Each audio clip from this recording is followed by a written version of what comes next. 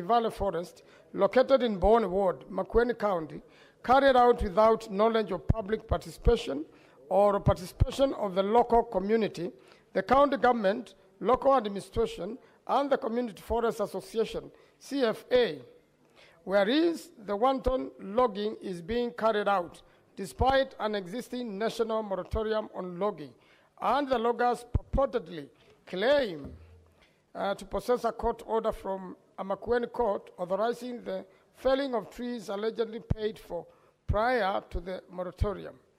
And whereas intervention by the county government of Makueni as a stakeholder on matters of environment have not been considered, concerned that continued logging poses a serious threat to the local ecosystem, including the degradation of critical water catchment areas such as Mulima Dam. Further, concerned that the loggers are relying on a purported approval of the Kenya Forest Service, KFS, concerned that Kival Forest is one of the largest forest blocks in Mboni constituency, with trees planted more than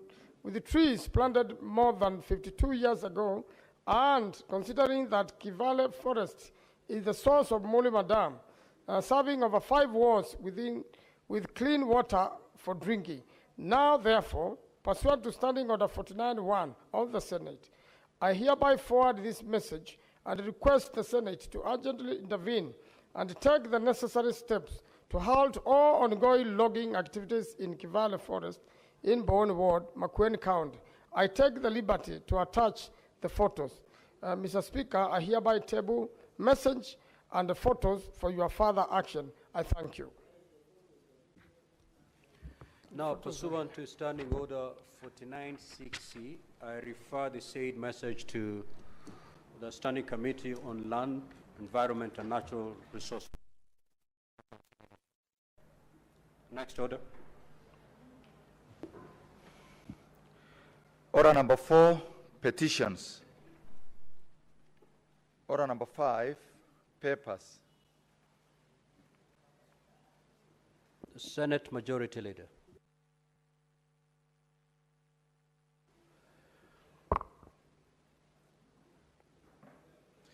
Mr. Speaker, sir, I beg to lay the following paper on the table of the Senate today, 31st July 2025. Report of the Auditor General on financial statements of Machakos County Climate Change Fund, County Government of Machakos for the year ended 30 June 2024. Next order. Order number 6, notices of motion. Order number 7, questions and statements. Statements pursuant to Standing Order 53-1. Senator Catherine Muma.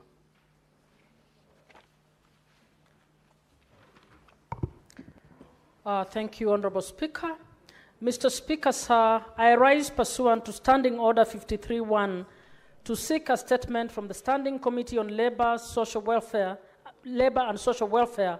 on a matter of national concern regarding the increasing dire conditions faced by elderly women across the country, particularly those who have been abandoned or are living without family support, caregivers, or access to consistent social protection. In the statement, the committee should address the following: whether the government has a central system or database that comprehensively records and tracks all elderly persons in the country, especially those living in poverty or are at risk of abandonment. 2, how the current social protection programs, such as Inua Jamii and other persons cash transfer program, identifies and enrolls elderly persons, particularly those who are not part of a formal system, who lack documentation and next of kin to assist them.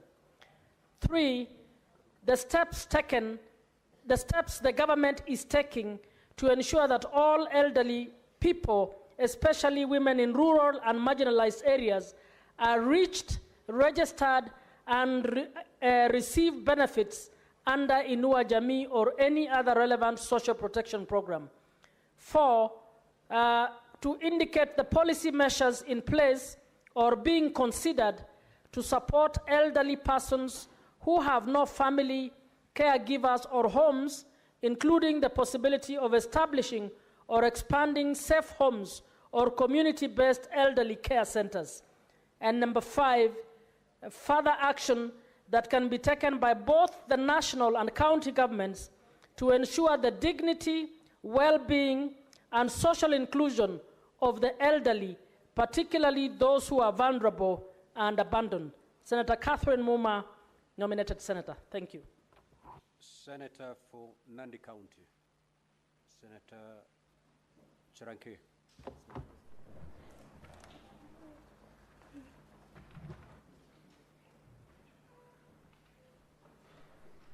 Thank you, Mr. Speaker, and I have 2 statements. I request with the indulgence to read them concurrently.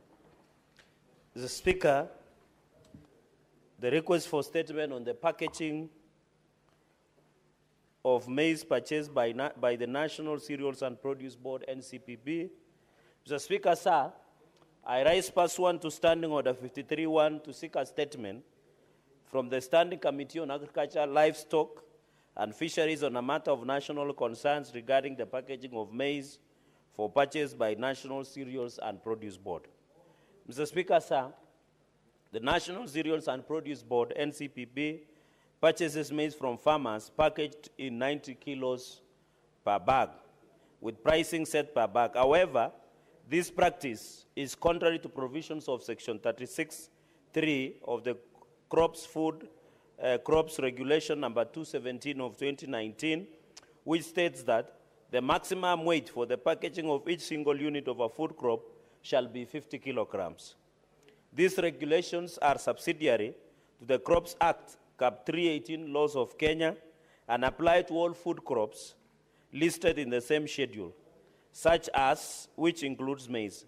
In contrast, other food crops listed in the same schedule, such as beans, pigeon peas, and cowpeas, are packaged in 50 kilograms bags for purchase by NCPB. Mr. Speaker, sir, in the statement, the committee should address the following. 1, the rationale behind NCPB's continued purchase of maize in 90 kilograms bags, despite the regulation limiting packaging weight to 50 kilos, and whether there are specific challenges or considerations in informing this practice. Mr. Speaker, number 2, the reason for the disparity in packaging sizes between maize and other crops, and whether there are plans to revise the packaging standards for maize to align with the regulations. If such plans exist, what are the timelines for their implementation? So, Speaker, number 3, the impact of the current maize packaging practices on farmers' incomes and the overall sustainability of their farming operations, and how these challenges are being addressed.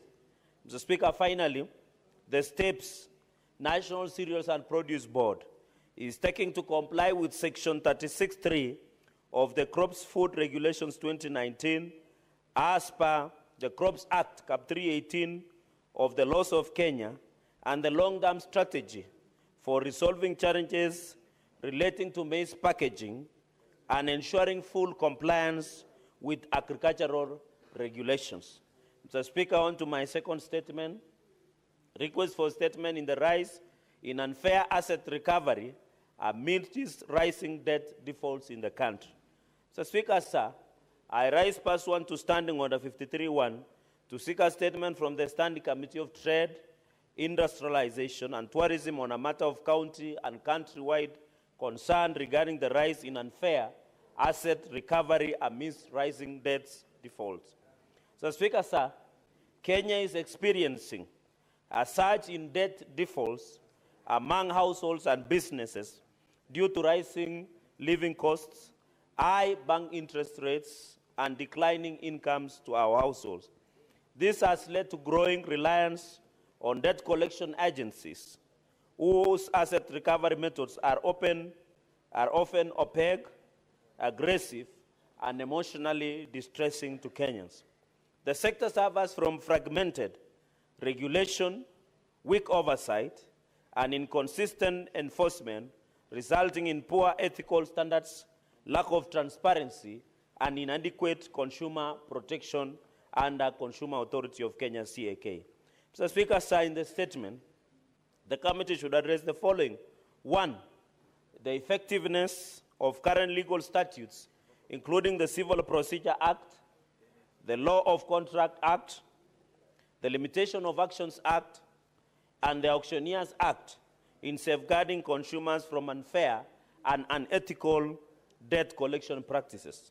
Number two, Mr. Speaker, sir, existing oversight and accountability mechanisms for debt recovery agents and agencies, and recommendations for strengthening these mechanisms to ensure ethical and professional conduct. Mr. Speaker, sir, number three, public awareness and consumer education initiatives aim at informing citizens about debt recovery processes, their rights, and the channels available for disputing unlawful or exploitative asset recovery actions. Mr. Speaker, sir, finally, the recommendations for institutional and regulatory reform, including strategies to enhance consumer protection, promote responsible lending and borrowing practices, and foster a more inclusive, transparent, and sustainable credit ecosystem in Kenya. Mr. Speaker, I thank you for that indulgence. Senator Peris Tobiko.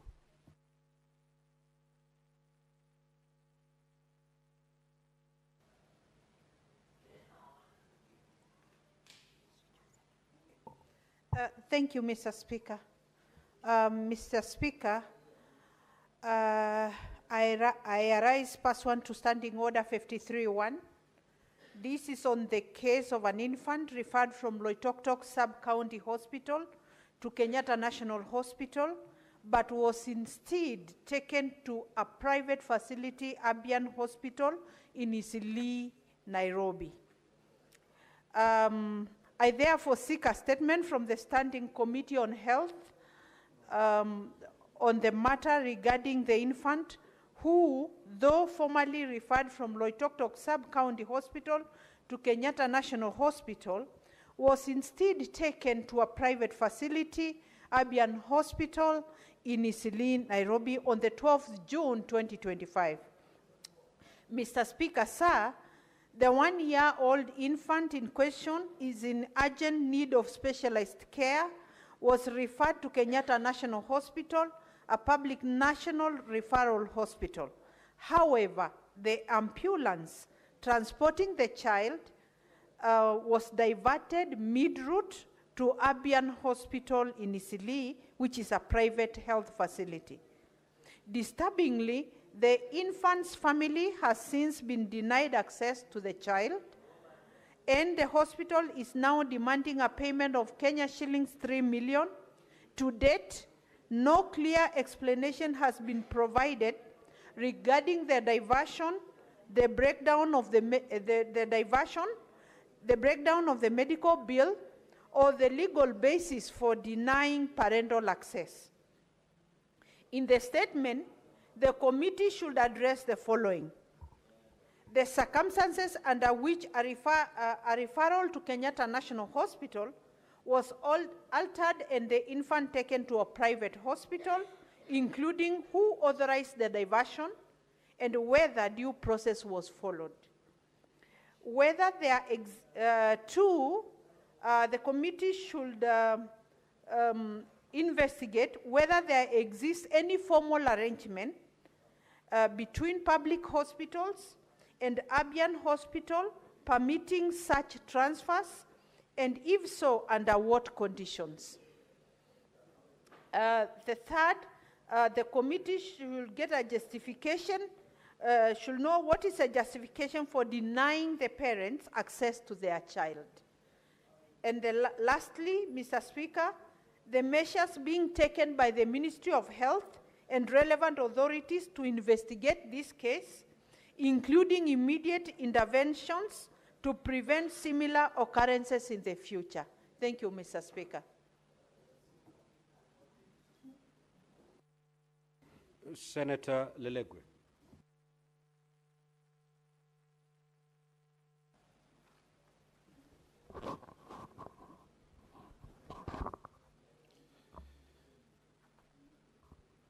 Mr. Speaker, sir, request for a statement on the failure by the county government of Samburu to pay salaries to newly employed early childhood development and education ECD teachers. Mr. Speaker, sir, I rise pursuant to Standing Order 53-1 to seek a statement from the Standing Committee on Education on a matter of county-wide concern regarding the failure by the county government of Samburu to pay salaries to the early childhood development and education teachers who are employed earlier this year. Mr. Speaker, sir, this raises serious concerns about the welfare, dignity, and rights of ECD teachers in Samburu County who play a fundamental role in development of children and success of the competency-based curriculum. Mr. Speaker, sir, in the statement, the committee should address the following.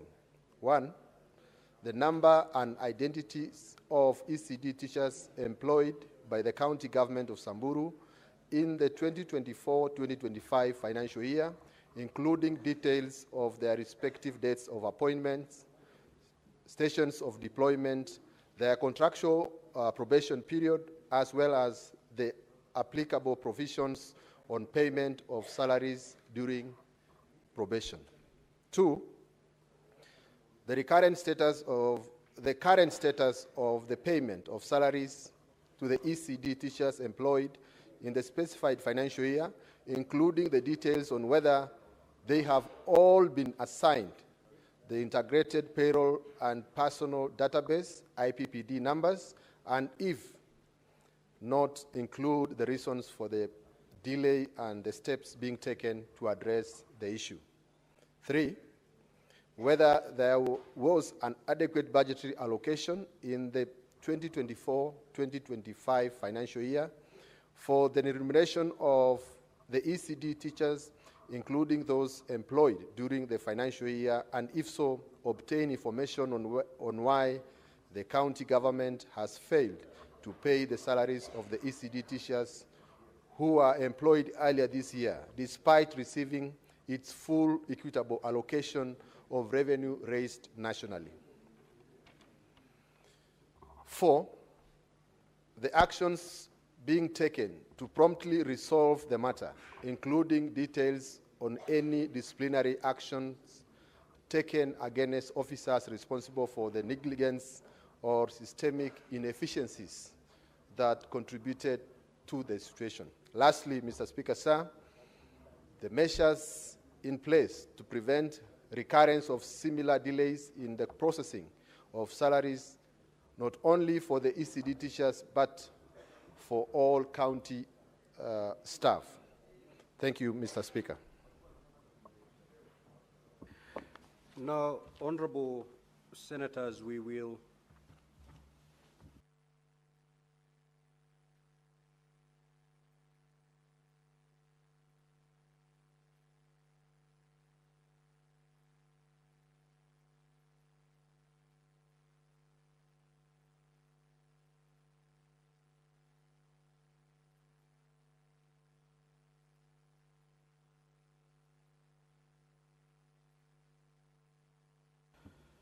I will allow Senator for Kisii, Senator Richard Onyonka. Then after that, we'll move to the Committee of the Whole before coming back to the statements. Proceed.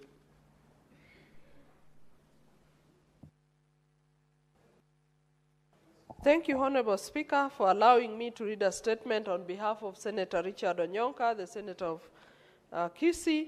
Honorable Speaker, this is request for a statement on the suspension of the healthcare facilities and the disbursement of claims under the Social Health Insurance Authority, SHA.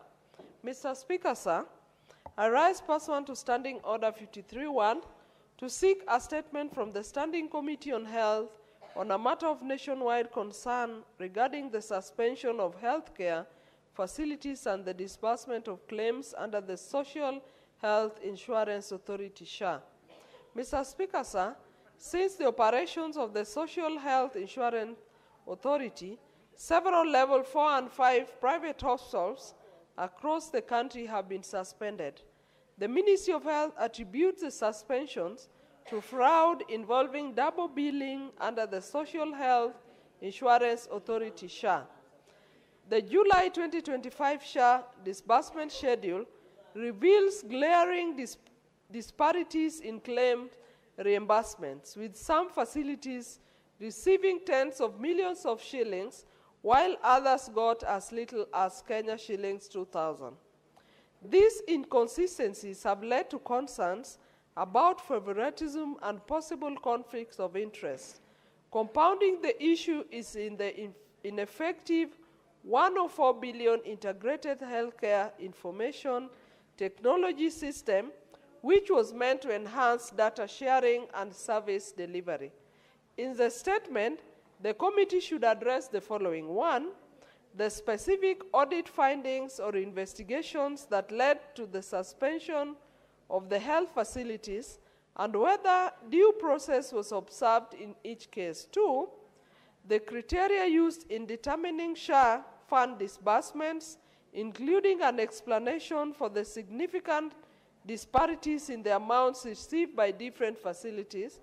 3, the current status of the integrated health care information technology system, including any identified irregularities in its procurement and implementation. 4, reforms or policy measures being considered to enhance transparency, accountability, and equity in the operations of the SHA.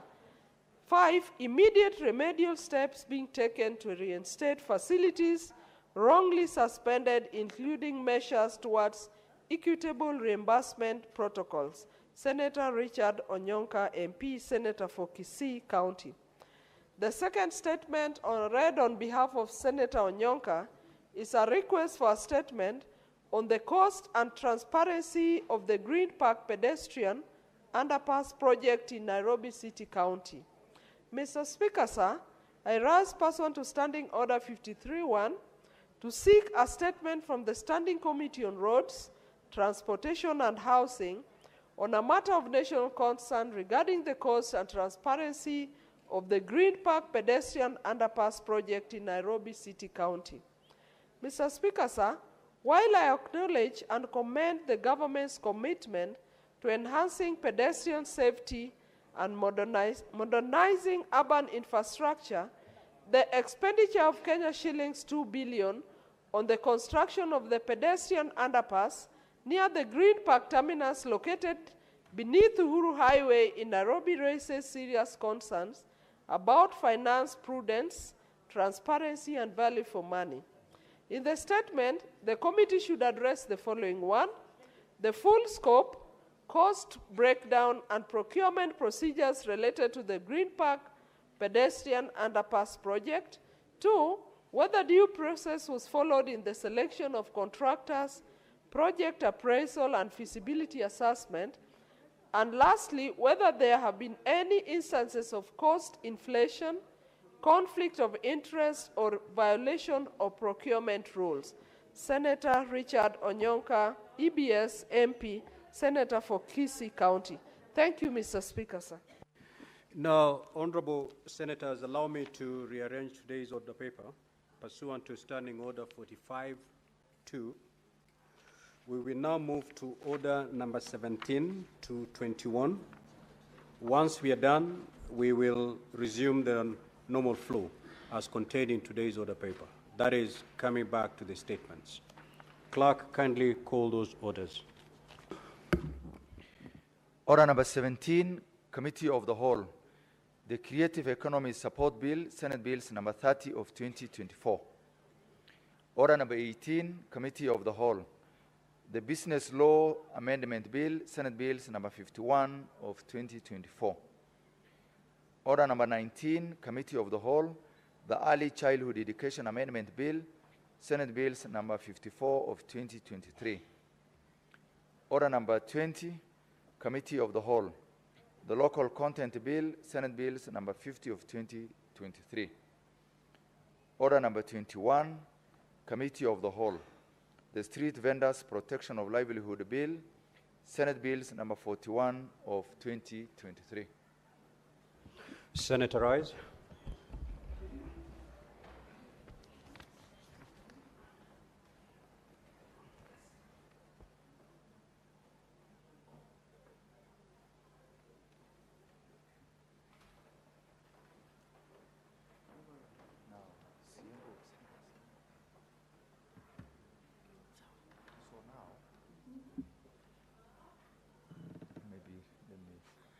Coming here? You can come. Now, Kavata. So,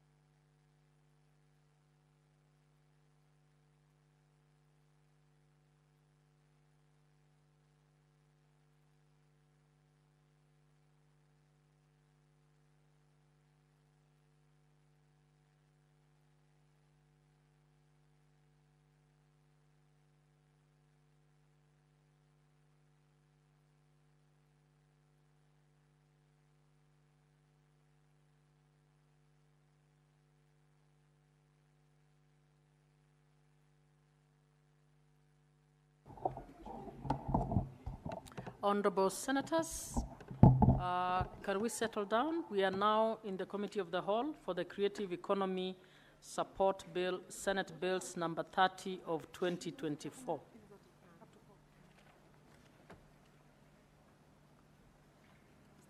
Yes. Clause 3.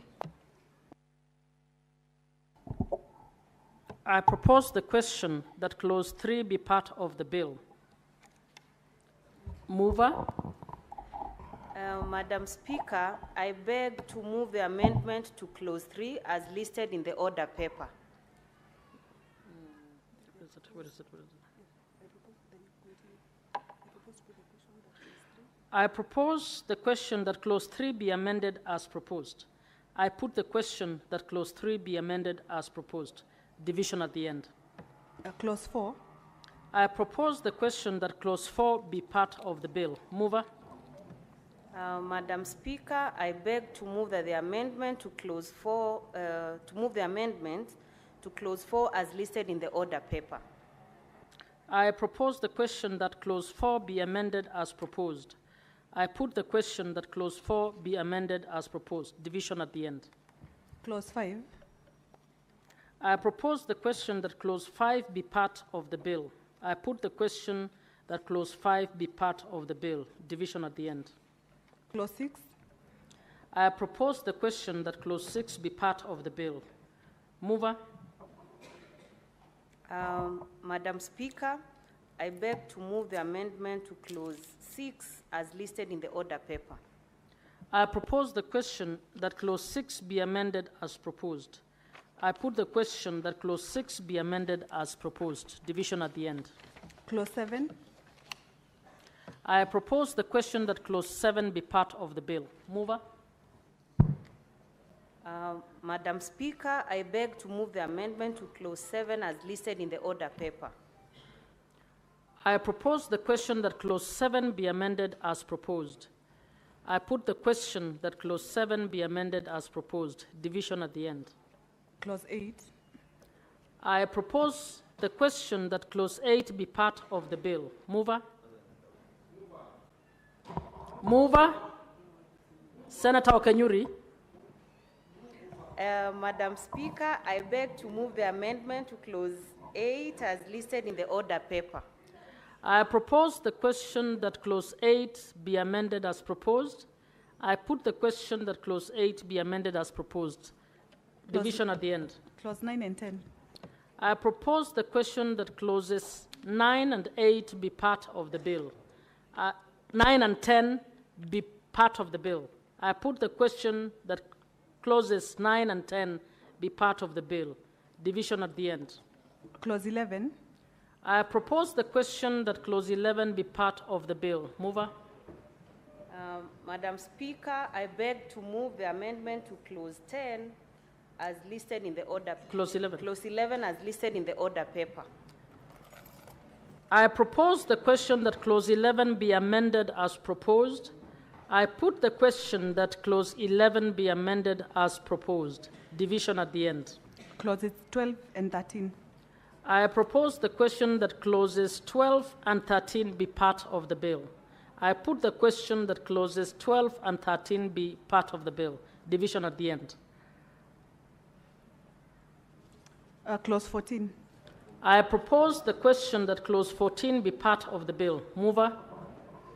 Madam Speaker, I beg to move the amendment to clause 14 as listed in the order paper.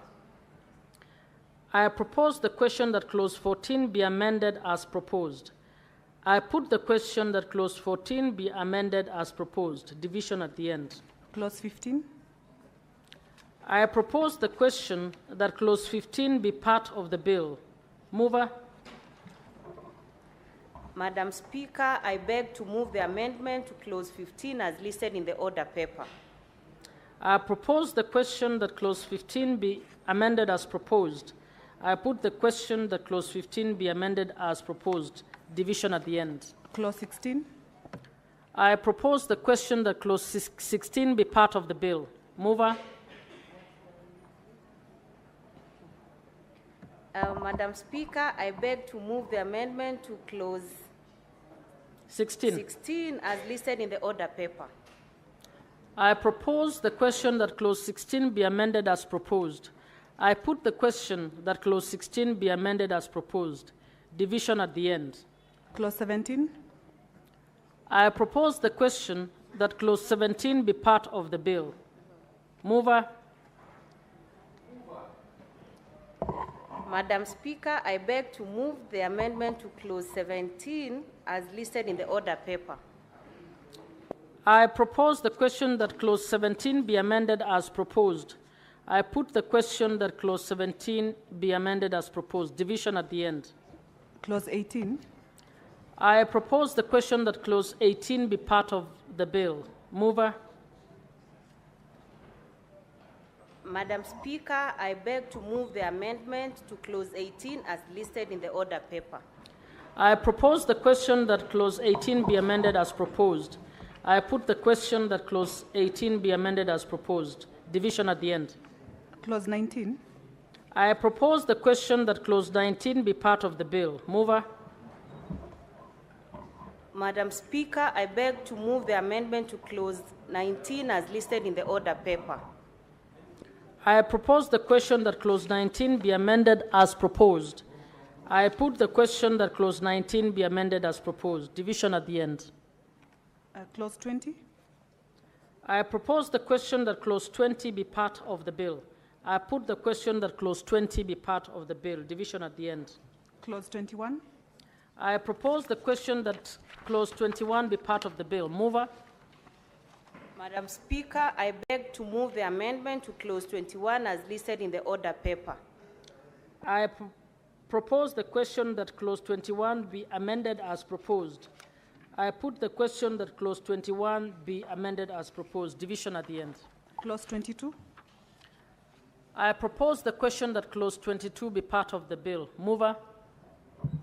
Madam Speaker, I beg to move the amendment to clause 22 as listed in the order paper. I propose the question that clause 22 be amended as proposed.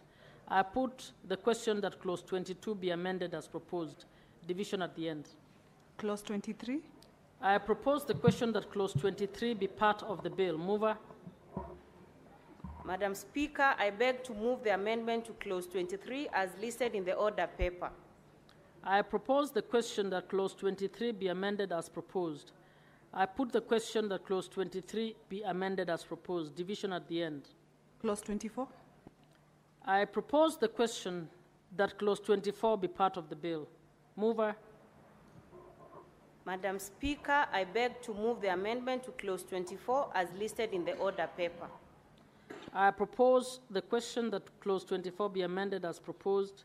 I put the question that clause 24 be amended as proposed. Division at the end. Clause 25. I propose the question that clause 25 be part of the bill. I put the question that clause 25 be part of the bill. Division at the end. Clause 26. I propose the question that clause 26 be part of the bill. Mover. Madam Speaker, I beg to move the amendment to clause 26 as listed in the order paper. I propose the question that clause 26 be amended as proposed. I put the question that clause 26 be amended as proposed. Division at the end. Clause 27. I propose the question that clause 27 be part of the bill. Mover. Madam Speaker, I beg to move the amendment to clause 27 as listed in the order paper. I propose the question that clause 27 be amended as proposed. I put the question that clause 27 be amended as proposed. Division at the end. A new clause 3A. Mover. Madam Speaker, I beg to move new clause 3A to be read for a second time. I propose the question that new clause 3A be now read a second time. I put the question that new clause 3A be now read a second time. Division at the end. New clause 4A. Mover. Madam Speaker, I beg to move new clause 4A to be read a second time. I propose the question that new clause 4A be now read a second time. I put the question that new clause 4A be now read a second time. Division at the end. New clause 19A. Mover. Madam Speaker, I beg to move new clause 19A to be read a second time. I propose the question that new clause 19A be now read a second time. I put the question that new clause 19A be now read a second time. Division at the end. Clause 2. I propose the question that clause 2 be part of the bill. Mover. Madam Speaker, I beg to move the amendment to clause 2 as listed in the order paper. I propose the question that clause 2 be amended as proposed. I put the question that clause 2 be amended as proposed. Division at the end. The title and clause 1. I propose the question that the title and clause 1 be part of the bill. I put the question that the title and clause 1 be part of the bill. Division at the end.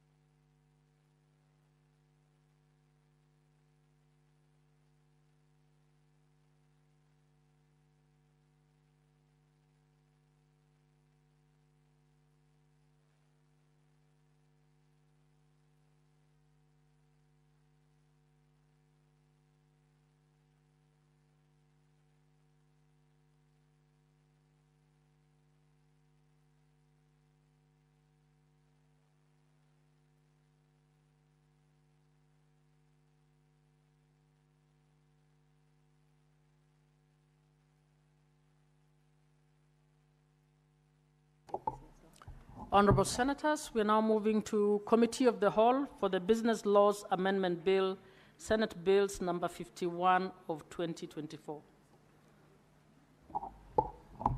Clauses 2, 3, 4, 5, 6, 7, 8, 9, 10, 11, and 12. I propose the question that clauses 2, 3, 4, 5, 6, 7, 8, 9, 10, 11, and 12 be part of the bill. I put the question that clauses 2, 3, 4, 5, 6, 7, 8, 9, 10, 11, and 12 be part of the bill. Division at the end. Clauses 13, 14, 15, 16, 17, 18, 19, 20, 21, 22, 23, and 24. I propose the question that clauses 13, 14, 15, 16, 17, 18, 19, 20, 21, 22, 23, and 24 be part of the bill. I put the question that clauses 13, 14, 15, 16, 17, 18, 19, 20, 21, 22, 23, and 24 be part of the bill. Division at the end. The title and clause 1. I propose the question that the title and clause 1 be part of the bill. I put the question that the title and clause 1 be part of the bill. Division at the end.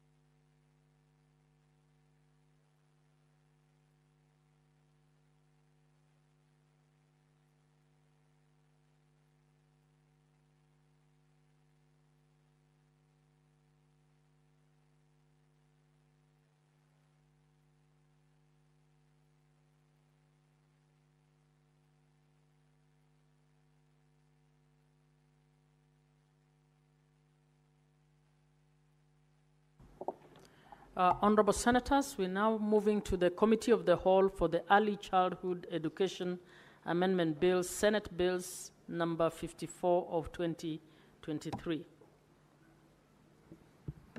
Clause 2. I propose the question that Clause 2 be part of the bill. Mover? I beg to move that Clause 2 be amended as indicated in the order paper. I propose the question that Clause 2 be amended as proposed. I put the question that Clause 2 be amended as proposed. Division at the end. Clause 3. I propose the question that Clause 3 be part of the bill. I put the question that Clause 3 be part of the bill. Division at the end. The title and Clause 1.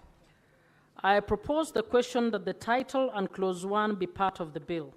I put the question that the title and Clause 1 be part of the bill. Division at the end.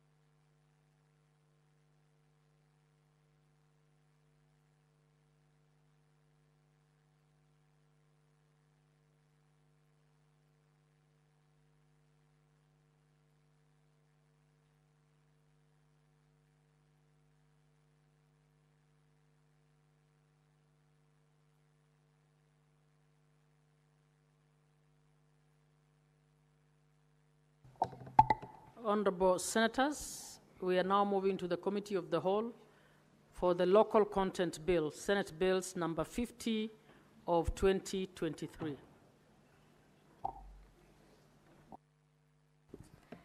Clauses 3, 4, 5, and 6. I propose the question that Clauses 3, 4, 5, and 6 be part of the bill. I put the question that Clauses 3, 4, 5, and 6 be part of the bill. Division at the end. Clause 7. I propose the question that Clause 7 be part of the bill. Chairperson? Thank you, Madam Chair. I move that Clause 7 be moved as per the order paper, be amended as per the order paper. I propose the question that Clause 7 be amended as proposed. I put the question that Clause 7 be amended as proposed. Division at the end. Clauses 8 and 9. I propose the question that Clauses 8 and 9 be part of the bill. I put the question that Clauses 8 and 9 be part of the bill. Division at the end. Clause 10. I propose the question that Clause 10 be part of the bill. Chairperson? Madam Chair, I propose that Clause 10 be amended as per the order paper. I propose the question that Clause 10 be amended as proposed. I put the question that Clause 10 be amended as proposed. Division at the end. Clause 11. I propose the question that Clause 11 be part of the bill. Chairperson?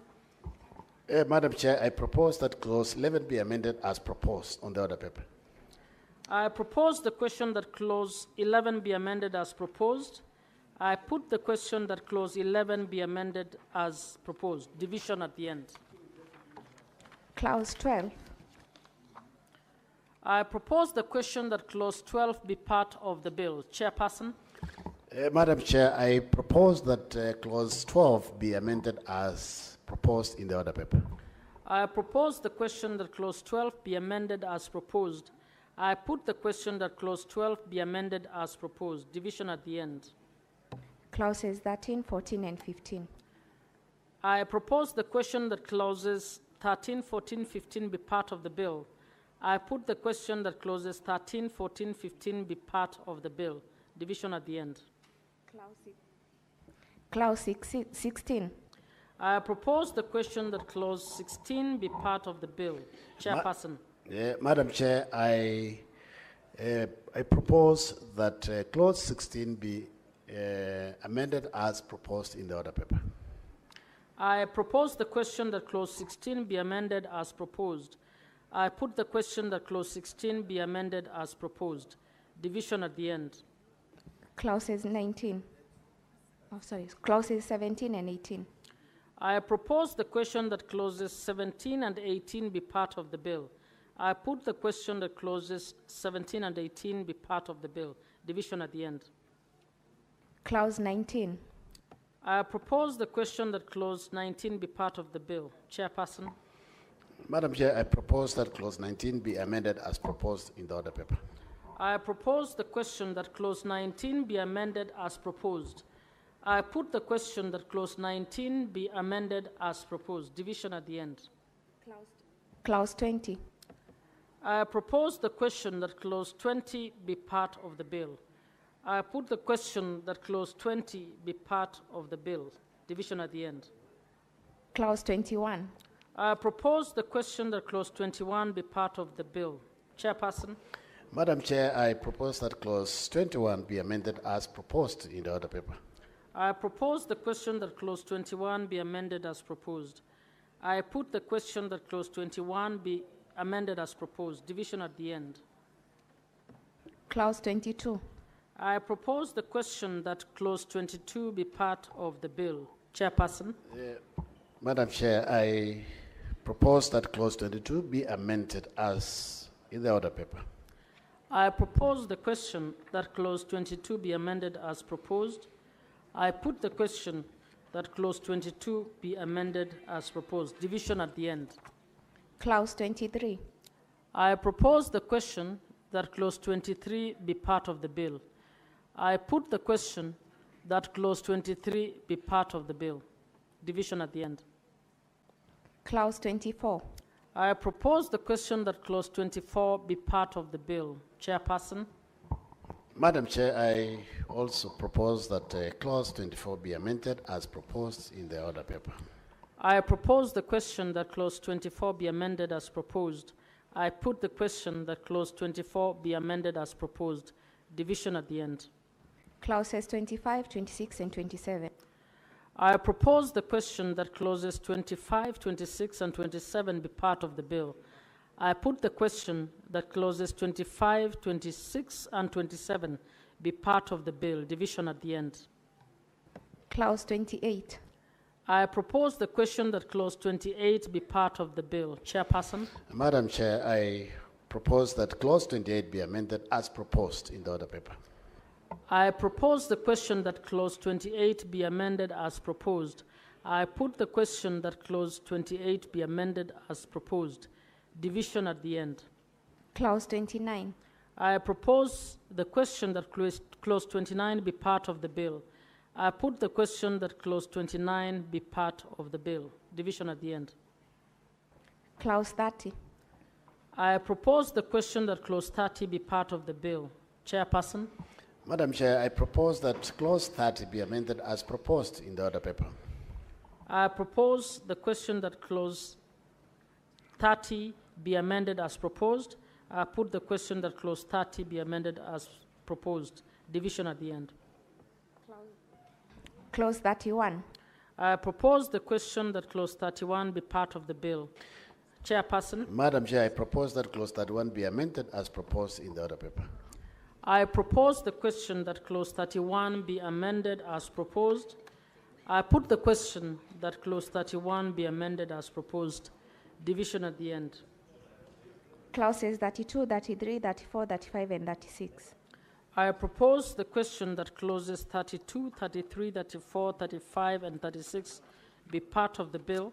I put the question that clauses 32, 33, 34, 35, and 36 be part of the bill. Division at the end. Clause 37. I propose the question that clause 37 be part of the bill. Chairperson. Madam Chair, I propose that clause 37 be amended as proposed in the order paper. I propose the question that clause 37 be amended as proposed. I put the question that clause 37 be amended as proposed. Division at the end.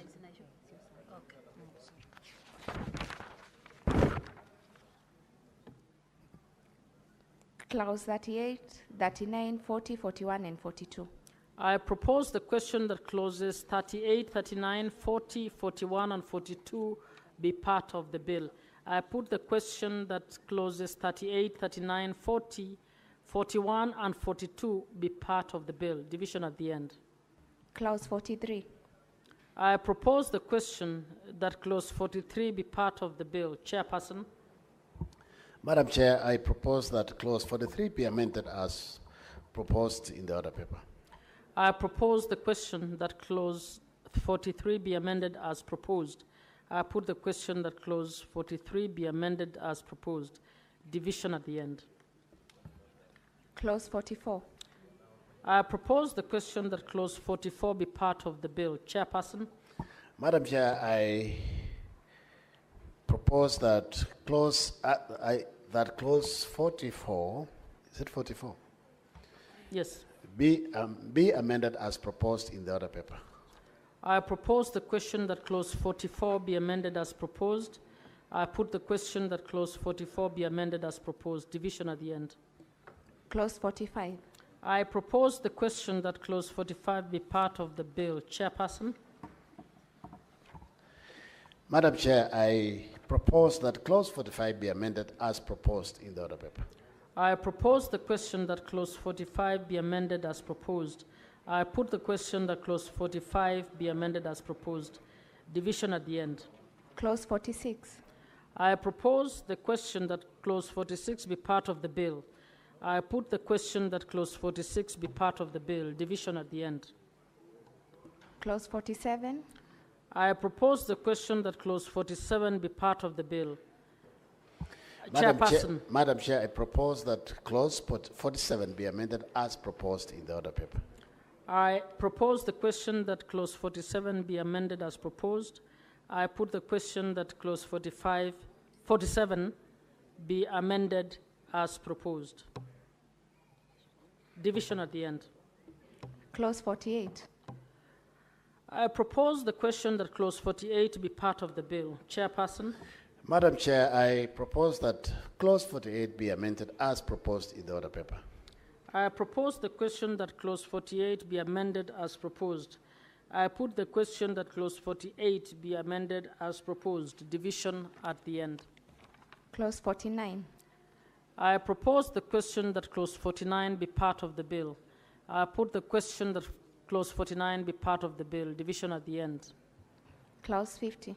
I propose the question that clause 50 be part of the bill. Chairperson. Madam Chair, I propose that clause 50 be amended as proposed in the order paper.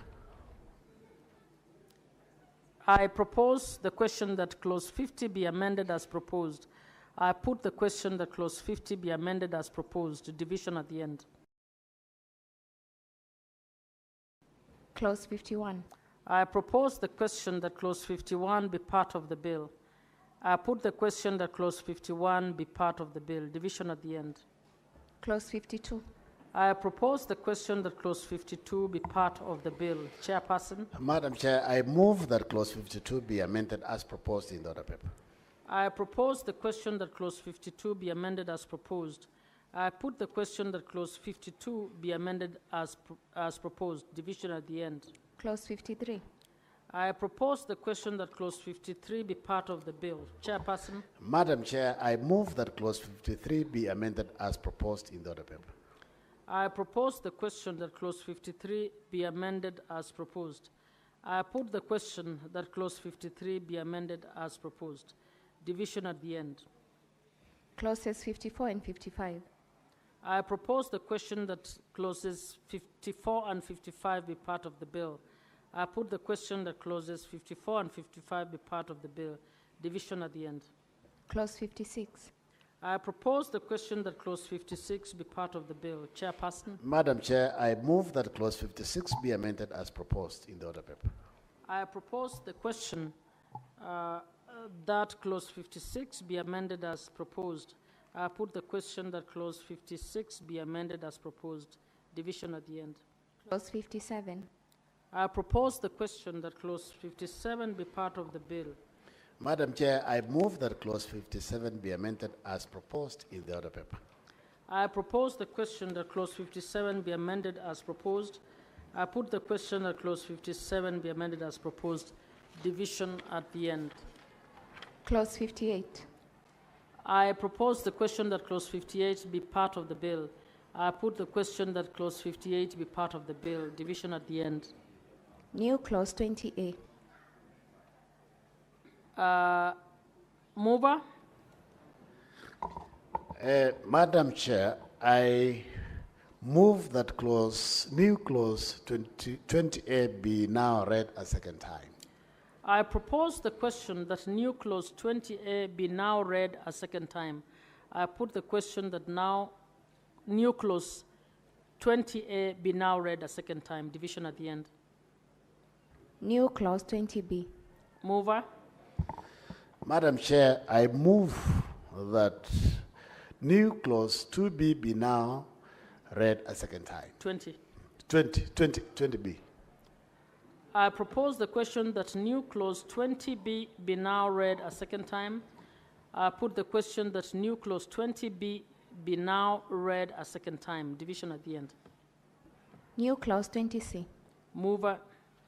Madam Chair, I move that new clause 20C be now read a second time. I propose the question that new clause 20C be now read a second time. I put the question that new clause 20C be now read a second time. Division at the end. New clause 59. Mover. Madam Chair, I move that new clause 59 be now read a second time. I propose the question that new clause 59 be now read a second time. I put the question that new clause 59 be now read a second time. Division at the end. New clause 60. Mover. Madam Chair, I move that new clause 60 be now read a second time. I propose the question that new clause 60 be now read a second time. I put the question that new clause 60 be now read a second time. Division at the end. New clause 61. Mover. Madam Chair, I move that new clause 61 be now read a second time. I propose the question that new clause 61 be now read a second time. I put the question that new clause 61 be now read a second time. Division at the end. The schedule. I propose the question that the schedule be part of this bill. I put the question that the schedule be part of this bill. Division at the end. Clause 2. I propose the question that clause 2 be part of the bill. Mover. Madam Chair, I move that clause 2 be amended as proposed in the order paper. I propose the question that clause 2 be amended as proposed. I put the question that clause 2 be amended as proposed. Division at the end. The title. I propose the question that the title be part of the bill. Chairperson. Madam Chair, I move that the title be amended as in the order paper. I propose the question that the title be amended as proposed. I put the question that the title be amended as proposed. Division at the end. Clause 1. I propose the question that clause 1 be part of the bill. I put the question that clause 1 be part of the bill. Division at the end.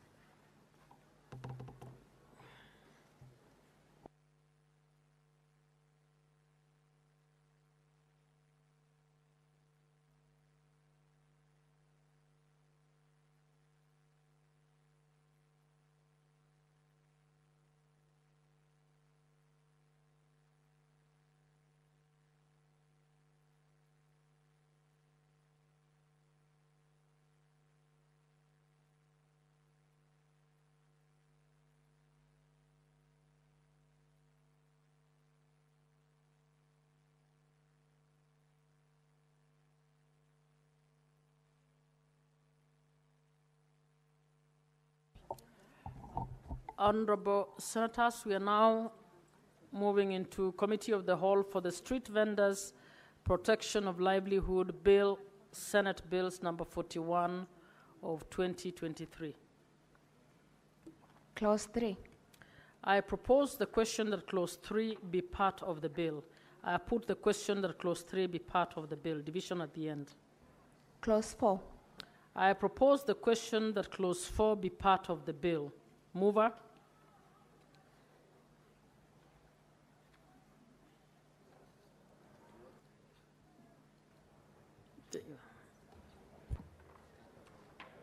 Madam Chair, I beg to move that Clause 4 be amended as by the order paper. I propose the question that Clause 4 be amended as proposed. I put the question that Clause 4 be amended as proposed. Division at the end. Clause 5. I propose the question that Clause 5 be part of the bill. Mover. Madam Chair, I propose that Clause 5 be amended as per the order paper.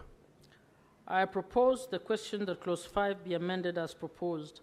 I put the question that Clause 5 be amended as proposed. Division at the end. Clause 6. I propose the question that Clause 6 be part of the bill. I put the question that Clause 6 be part of the bill. Division at the end. Clause 7. I propose the question that Clause 7 be part of the bill. Mover. Madam Chair, I beg to move that Clause 7 be amended as by the order paper. I propose the question that Clause 7 be amended as proposed. I put the question that Clause 7 be amended as proposed. Division at the end. Clause 8. I propose the question that Clause 8 be part of the bill. Mover. Madam Chair, I beg to move that Clause 8 be amended as per the order paper. I propose the question that Clause 8 be amended as proposed. I put the question that Clause 8 be amended as proposed. Division at the end. Clause 9. I propose the question that Clause 9 be part of the bill. Mover. Madam Chair, I beg to move that Clause 9 be amended as per the order paper. I propose the question that Clause 9 be amended as proposed. I put the question that Clause 9 be amended as proposed. Division at the end. Clause 10. I propose the question that Clause 10 be part of the bill. Mover. Madam Chair, I beg to move that Clause 10 be amended as per the order paper. I propose the question that Clause 10 be amended as proposed. I put the question that Clause 10 be amended as proposed. Division at the end. Clause 11. I propose the question that Clause 11 be part of the bill. I put the question that Clause 11 be part of the bill. Division at the end. Clause 12. I propose the question that Clause 12 be part of the bill. Mover. Madam Chair, I beg to propose that Clause 12 is amended as per the order paper. I propose the question that Clause 12 be amended as proposed. I put the question that Clause 12 be amended as proposed. Division at the end. Clause 13. I propose the question that Clause 13 be part of the bill. Mover. Madam Chair, I beg to move that Clause 13 be amended as per the order paper. I propose the question that Clause 13 be amended as proposed.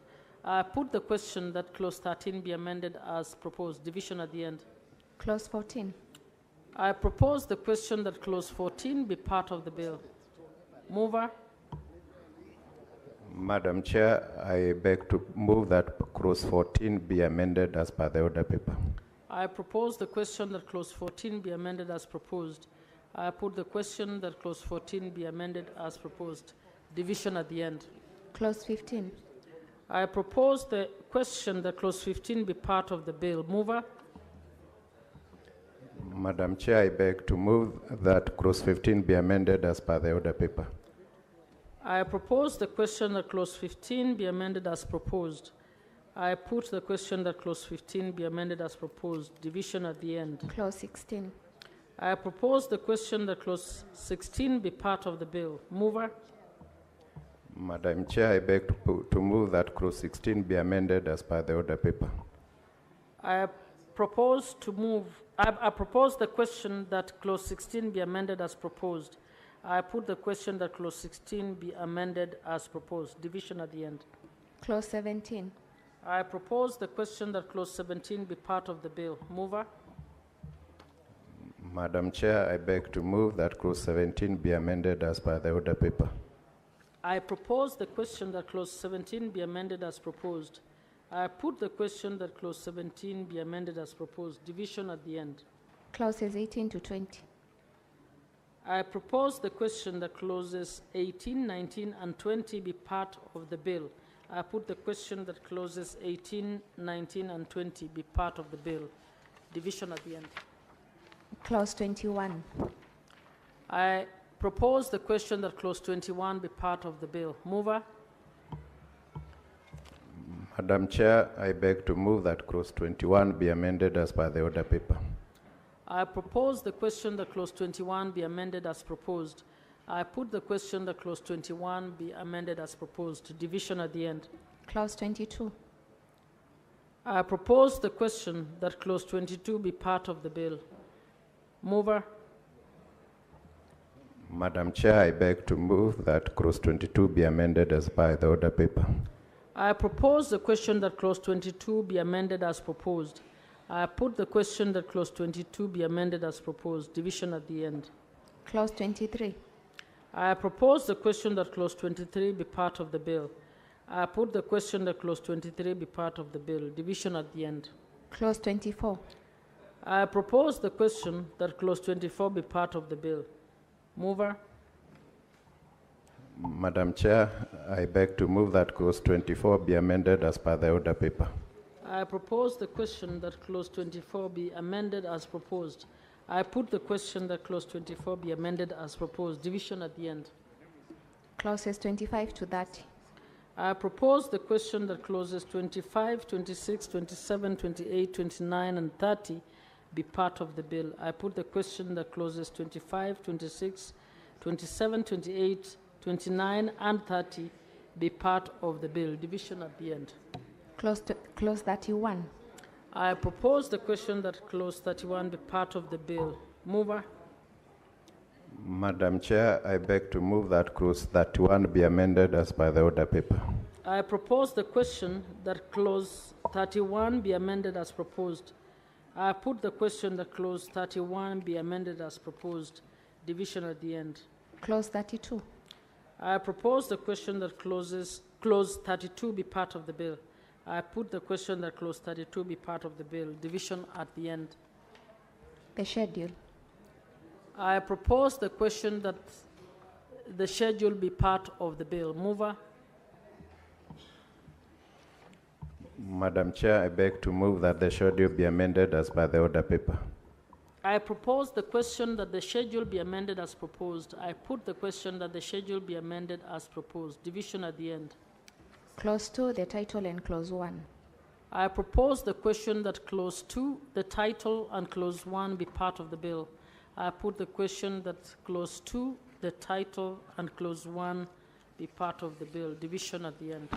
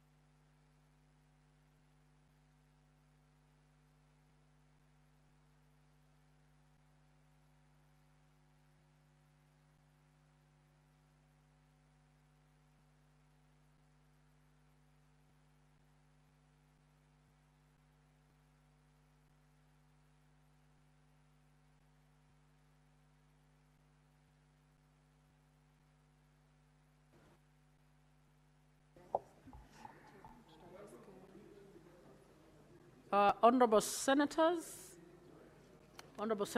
please settle down. We are now going to report progress on the Committee of the Whole on the Creative Economy Support Bill, Senate Bills number 30 of 2024. Mover.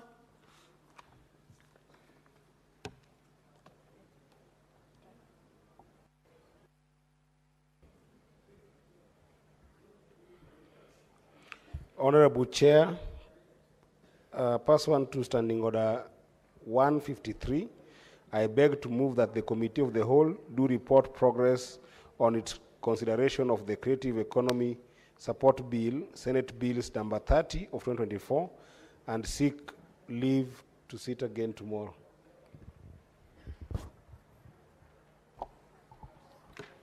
I put the question that the Committee of the Whole do report progress on its consideration of the Creative Economy Support Bill, Senate Bills number 30 of 2024, and seek leave to sit again tomorrow. Will as many as are of that opinion say aye? Aye. Will as many as are of a contrary opinion say nay? The ayes have it.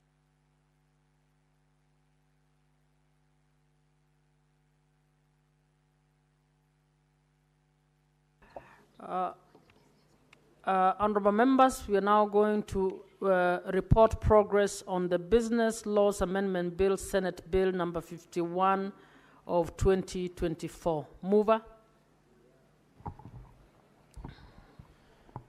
Honorable Chairperson, pursuant to Standing Order 153, I beg to move that the Committee of the Whole do report to the Senate its consideration of the Business Laws Amendment Bill, Senate Bills number 51 of 2024, and seek leave to sit again tomorrow. Honorable Senators, I put the question that the Committee of the Whole do report to the Senate its consideration of the Business Laws Amendment Bill, Senate Bills number 51 of 2024, and seek leave to sit again tomorrow. Will as many as are of that opinion say aye? Will as many as are of a contrary opinion say nay? The ayes have it.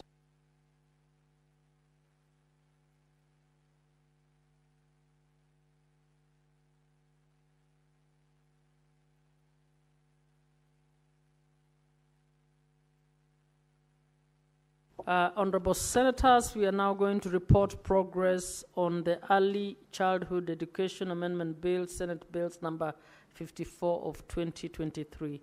Mover.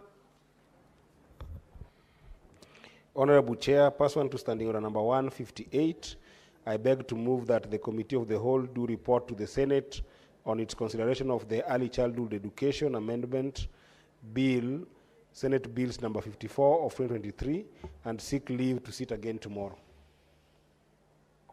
Honorable Senators, I put the question that the Committee of the Whole do report to the Senate on the consideration of the Early Childhood Education Amendment Bill, Senate Bills number 54 of 2023, and seek leave to sit again tomorrow. Will as many as are of that opinion say aye?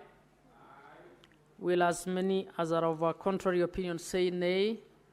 The ayes have it. Honorable members, we are now going to report progress on the Local Content Bill, Senate Bills number 50 of 2023. Mover. Honorable Chairperson, pursuant to Standing Order 153, I beg to move that the Committee of the Whole do report to the Senate its consideration of the Local Content Bill, Senate Bills number 50 of 2023, and seek leave to sit again tomorrow or another day. Senator Nyamu, can you sit down and stop speaking in loud voices, please? Honorable Senators, I put the question that the Committee of the Whole do report to the Senate its consideration of the Local Content Bill, Senate Bills number 50 of 2023, and seek leave to sit again tomorrow. Will as many as are of that opinion say aye? Will as many as are of a contrary opinion say nay? The ayes have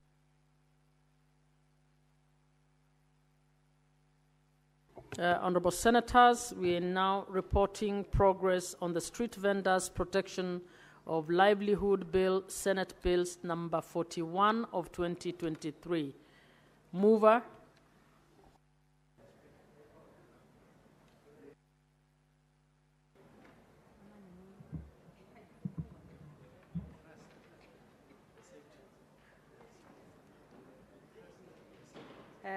Madam Speaker, pursuant to Standing Order 153, I beg to move that the Committee of the Whole do report on its consideration of the Street Vendors, that Protection of Livelihood Bill, Senate Bills number 41 of 2023, and seek leave to sit again tomorrow or another day. Honorable Senators, I put the question that the Committee of the Whole do report on its consideration of the Street Vendors Protection of Livelihood Bill, Senate Bills number 41 of 2023, and seek leave to sit again tomorrow. Will as many as are of that opinion say aye? Will as many as are of a contrary opinion say nay? The ayes have it.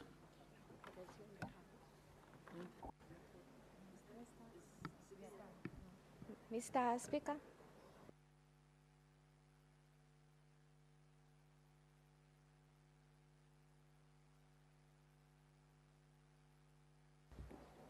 Honorable members, we can resume our seats.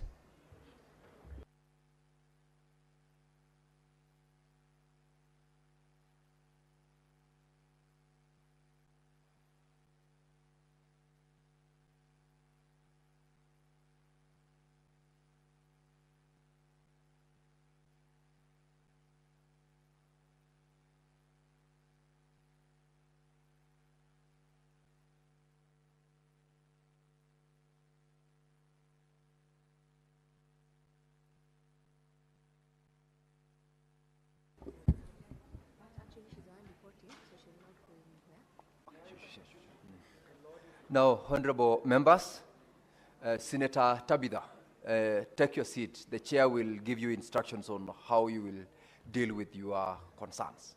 I am aware about it, so take your seat. Take your seat, Senator Tabitha. Thank you. Members, we are now reporting on the progress by the Committee of the Whole on the bills which have just been dealt with. We will start with the Creative Economy Support Bill, Senate Bills number 30 of 2024. I call upon the mover to move.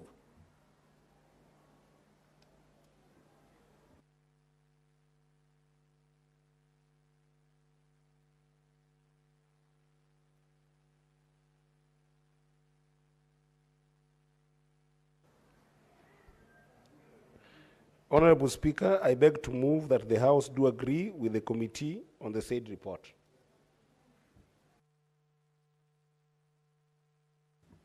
Chairperson.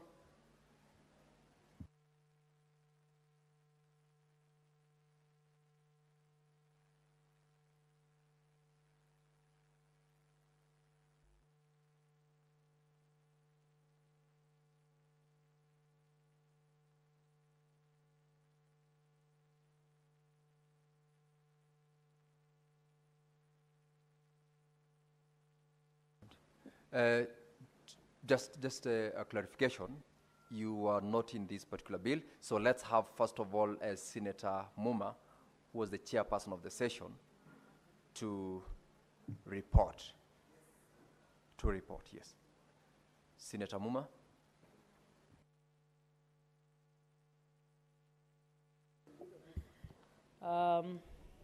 Honorable Speaker, I beg to report that the Committee of the Whole has considered the Creative Economy Support Bill, Senate Bills number 30 of 2024, and seeks leave to sit again tomorrow. Now I call upon the mover to move.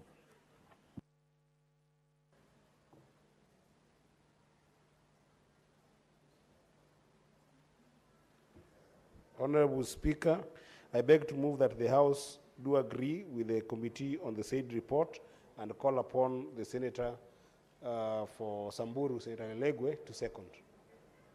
Senator Lelengwe. Mr. Speaker, sir, I second.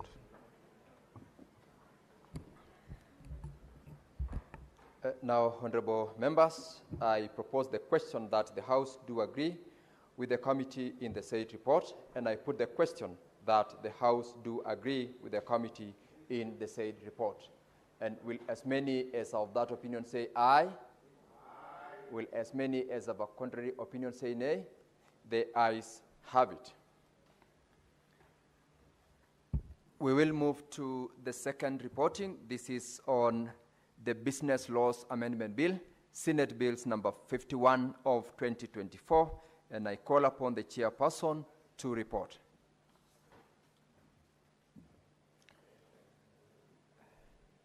Honorable Speaker, I beg to report that the Committee of the Whole has considered the Business Laws Amendment Bill, Senate Bills number 51 of 2024, and seeks leave to sit again tomorrow.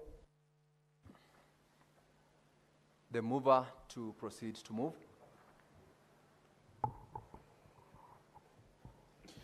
Honorable Speaker, sir, I beg to move that the House do agree with the committee in the said report.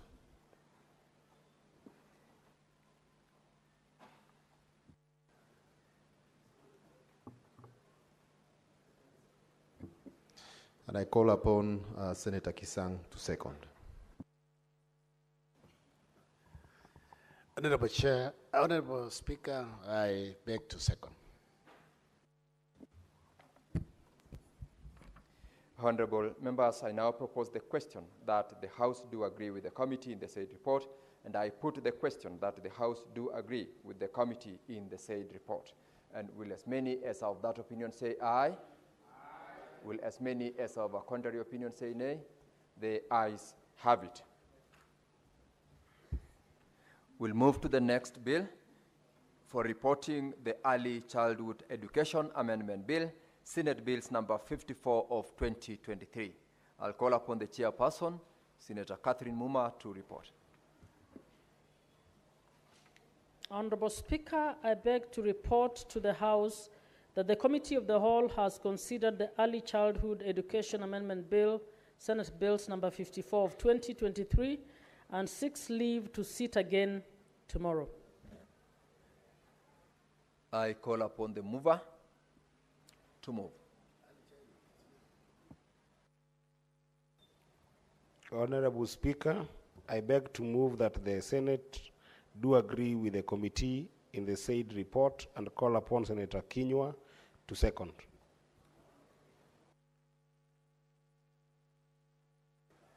Mr. Speaker, I second.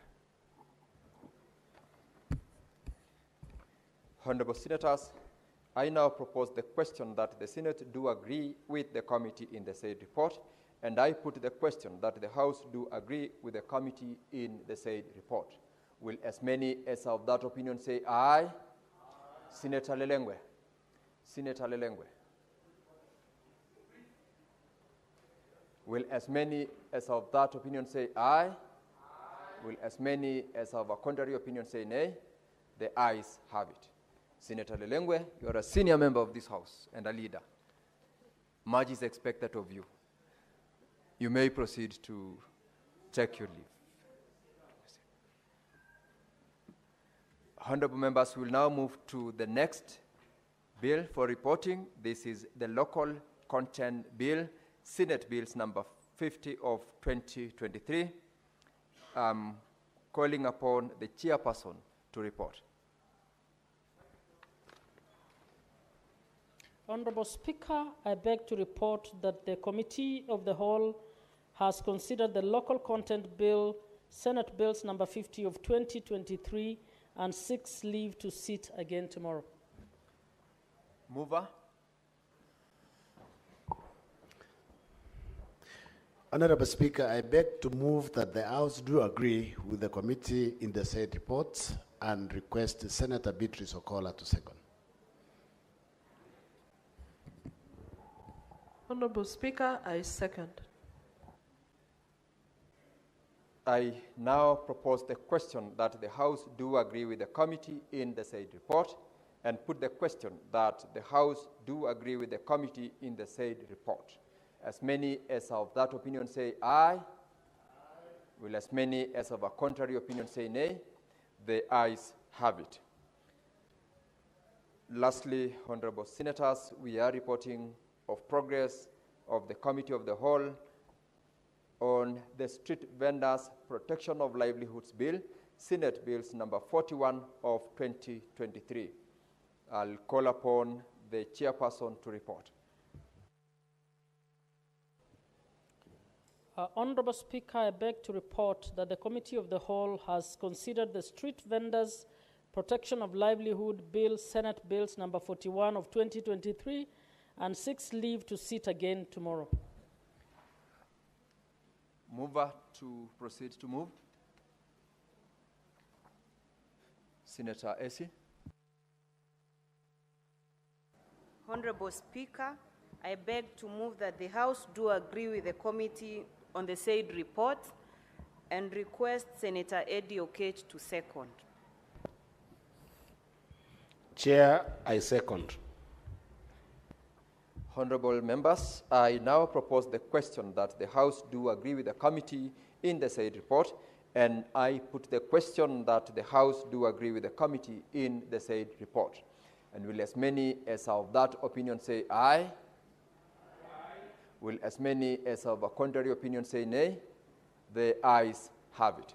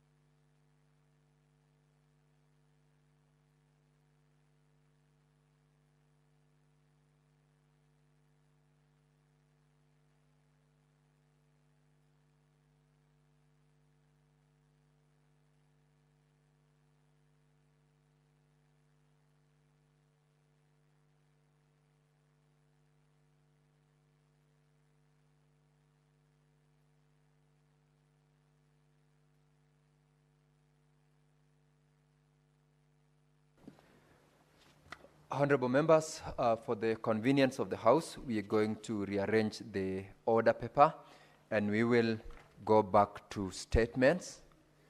I have seen in the House Senator James Murango of Kirinyaga. I will allow you to read your statement.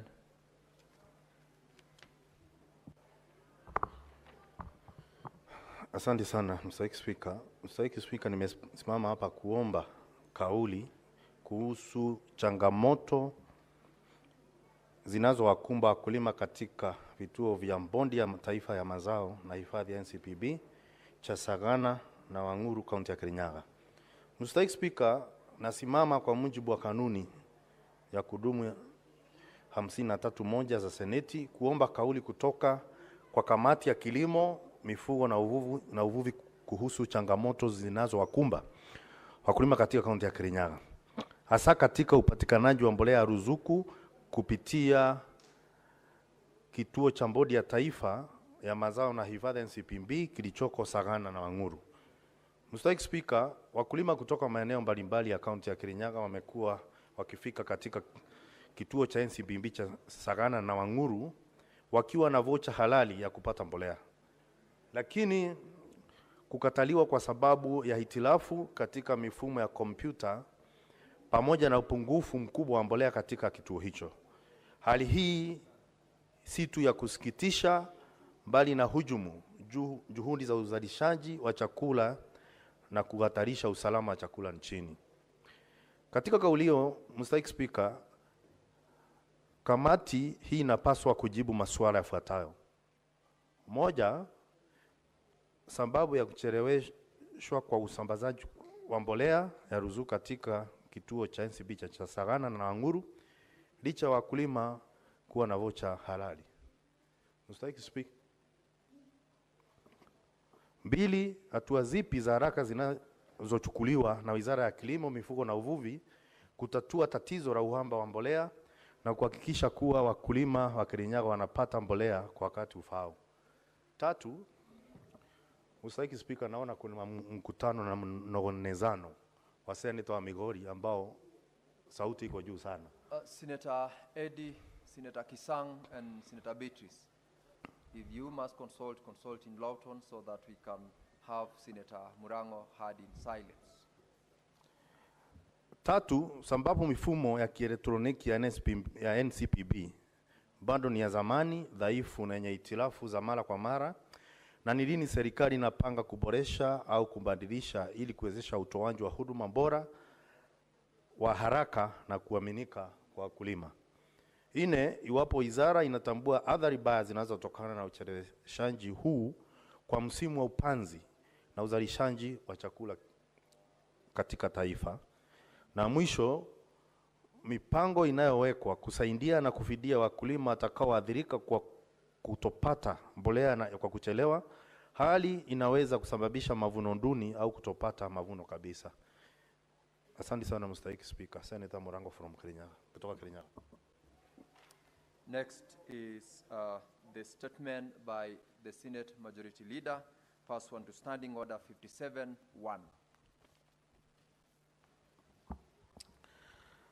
Mr. Speaker, I rise pursuant to Standing Order number 57-1 to present the business of the Senate for the week commencing Tuesday, 5th of August 2025.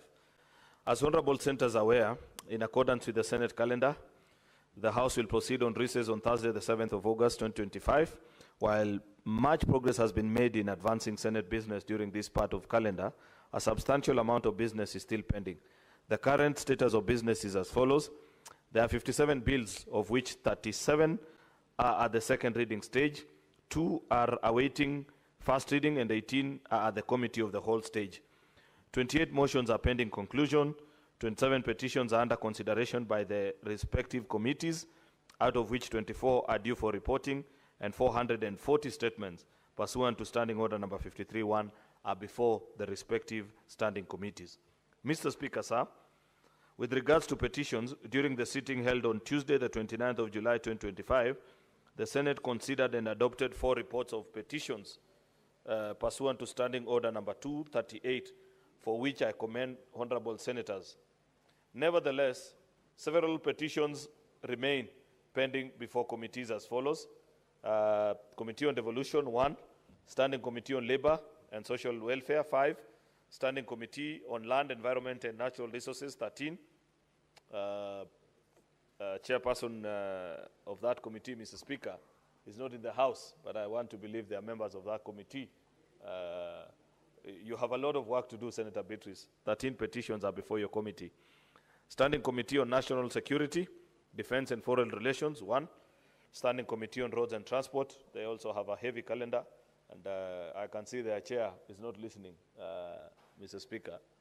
The chair for transport. Senator Eddie. Your committee has 4 petitions that are due for reporting. So I hope before we proceed on recess, Mr. Speaker, through you, that the Senate committee can actually bring those petitions with response to the Kenyans who petitioned this House on various issues. On Tuesday, the 5th of August, SBC will meet to consider business for the week. The tentative business for the week will include business not concluded on today's order paper, as well as business indicated in the notice paper. The tentative business for morning sitting on Wednesday, the 6th of August, 2025 will include questions to CSs as approved by SPC. Next week, we have the CS for cooperatives and MSME. We have CS for Interior, Senator Murkomen, who's coming to respond to quite a number of questions by various senators, about 9 questions in total. The tentative business for afternoon sitting on Wednesday, 6th of August, will include business not concluded from today's order paper and the following bills at the second reading stage: the County Government State Officers Removal from Office Procedure Bill, County Government's Amendment Bill, Senate Bill number 39 of 2024, and the Street Naming Property Bill. There are bills also that are the Committee of the Whole, which include the Sports Amendment, Public Finance, Heritage and Museum. Mr. Speaker, I was scanning the room to see if there are any members of Finance Committee, save for Senator Eddy, Mr. Speaker, because there are various amendments to PFM, and I know that the chairperson of that committee had promised, Mr. Speaker, that they will consolidate all of them into one bill, and we are still awaiting that report so that we conclude. There's a Heritage and Museums Bill, Environmental Laws. There's a Statutory Instruments Bill, Mr. Speaker, which is one of the NADCO bills, and County Government Election Laws. Then there is a Sports Amendment Bill. The projected business for Thursday, 7th, will include any business not concluded, after which, at the rise of the House will proceed on recess. It's been a very fulfilling session, Mr. Speaker, and I hope next week members can avail themselves, Mr. Speaker. I can see already members are beginning to check into the recess mood, and I know they have worked hard the last 5 weeks, or 6 actually, Mr. Speaker, but I just want to request that we give it one last push for the final week before now we can proceed on recess. I thank you, Mr. Speaker, and lay the statement on the table of the Senate. Thank you. Honorable members, I will allow 15 minutes or less, depending on members who are keen on contributing to these 2 statements or comments, together with those statements which were earlier on read out by the respective members. I can see from my dashboard there is a request from Senator John Kinywa. Senator Eddy, I cannot see you. Very well. Asanti Bwana Spika kunipa fursa hii. Kwanza ningependa kumpongeza kiongozi wa walio wengi, na ningelitaka kuwa hapa pengine, lakini Bwana Spika, nataka kuongea kuhusu taarifa iliyoletwa na Senator Muma kuhusu wazee. Bwana Spika, katika Jamhuri ya Kenya kuna wazee wengi sana ambao tuko nao, na ukitembea unapata wanasajiliwa, na vile vile wanaposajiliwa unapata wanawekwa katika hii mfumo wa jamii. Bwana Spika, kwanza nikubalie niseme kuhusu taarifa iliyosomwa na kiongozi wa wengi. Kwanza nikumshukuru kwa kutupatia ripoti. Lakini kiongozi wa walio wengi, mimi ni mwanakamati ya barabara na ujenzi. Sisi tumekuwa tukiwajibikia kazi yetu na tunaivulia njuga. Lakini nimesikia akisema ya kwamba sisi kuna petition 4 ambazo tunapaswa kuwa tukiziangalia. Lakini mimi nikikumbuka, sababu kila wakati niko pale, ni petition 2 peke yake ambayo tayari tunaanza kuziangalia, lakini pengine ataweza kuzielezea. Bwana Spika, wazazi tulionao ni wazee wetu ambao tunapaswa kuwalinda na kuwachunga. Lakini Bwana Spika, ikiwa wanapozeeka na wamesajiliwa na wanapaswa kuwa wakipewa pesa ambazo tunaziita pesa za wazee ama inua jamii. Lakini unapata wamesajiliwa, lakini hata baada ya kusajiliwa unapata hawapati ile ruzuku yao ambayo wanapaswa kupata kila mwezi ndio waweze kujikimu kimaisha, kwa sababu tayari Bwana Spika, kwa sababu ya kule kuzeeka kwao hawana ule uwezo wa kuendelea kufanya kazi ambazo walikuwa akizifanya. Kwa hivyo Bwana Spika, ni vizuri serikali ichukulie jambo hili kwa uzito unaofaa, kwa sababu hawa ni wazee wetu. Wengi tunawazika Bwana Spika, vile ikiwa hawajaweza kupata zile hela zao. Kwa kawaida unaweza kusema hawa wamekufa tukiwa na deni yao, Bwana Spika, na hili si jambo zuri hata kidogo. Bwana Spika, kuna hii bodi ya kitaifa ya nafaka na mazao. Inapaswa kufuna, ni taarifa ambayo imeletwa na seneta wa kutoka Nandi Cherargei. Unapata mahindi, kipimo cha mahindi, sheria ikifuatwa inapaswa kuwa ni kilo 50, lakini unapata wao wanaweka kilo 90, Bwana Spika, ilhali ukiangalia kitu kama maharagwe na mbaazi zimewekwa kulingana na sheria. Na si hiyo tu, unapata hii ni kunyanyasa wakulima, kwa sababu wakulima wengi wanategemea kilimo cha mahindi. Lakini ikiwa hatutafuata sheria, kwa hivyo hii bodi inapaswa ichangamke vilivyo. Bwana Spika, bodi hii tena, seneta wa Kirinyaga amesema ya kwamba wamekuwa wakisema kuna shida ya mbolea ya ruzuku ama pembejeo. Bwana Spika, wakulima hawapati mbolea hii wakati unaofaa. Wanatembea masafa makubwa kuweza kuja kupata hii mbolea, na wakija wanaambiwa kwamba mitambo ina hitilafu. Bwana Spika, mitambo kuwa na hitilafu hiyo sio kazi ya wakulima, hiyo ni kazi ya bodi ambao wanapaswa kuwa wakishughulikia na kuwa wamejipanga vilivyo, ndiposa wakulima waweze kupata pembejeo yao. Vikwazo vingi vinavyopatikana kwa wakulima, Bwana Spika, ni kwa sababu mbolea hii inapopeanwa tayari mvua imekwisha na wanategemea hii mbolea wakati wa upanzi, na ikiwa bodi hii haitafanya kazi ambavyo inapaswa kufanya, Bwana Spika, tunapaswa tuifutilie mbali. Lakini yote 9, kamati ambayo itakuwa ikishughulikia, washughulikie kwa kindani na waweze kuleta majibu na waweze kuleta suluhu la kudumu, ndio Wakenya waweze kupata afueni kwa hii mbolea, na vile vile bodi hii iweze kupaletea Wakenya faida badala ya hasara. Nashukuru Bwana Spika kwa kunipa fursa hii. Senator Eddie Okech.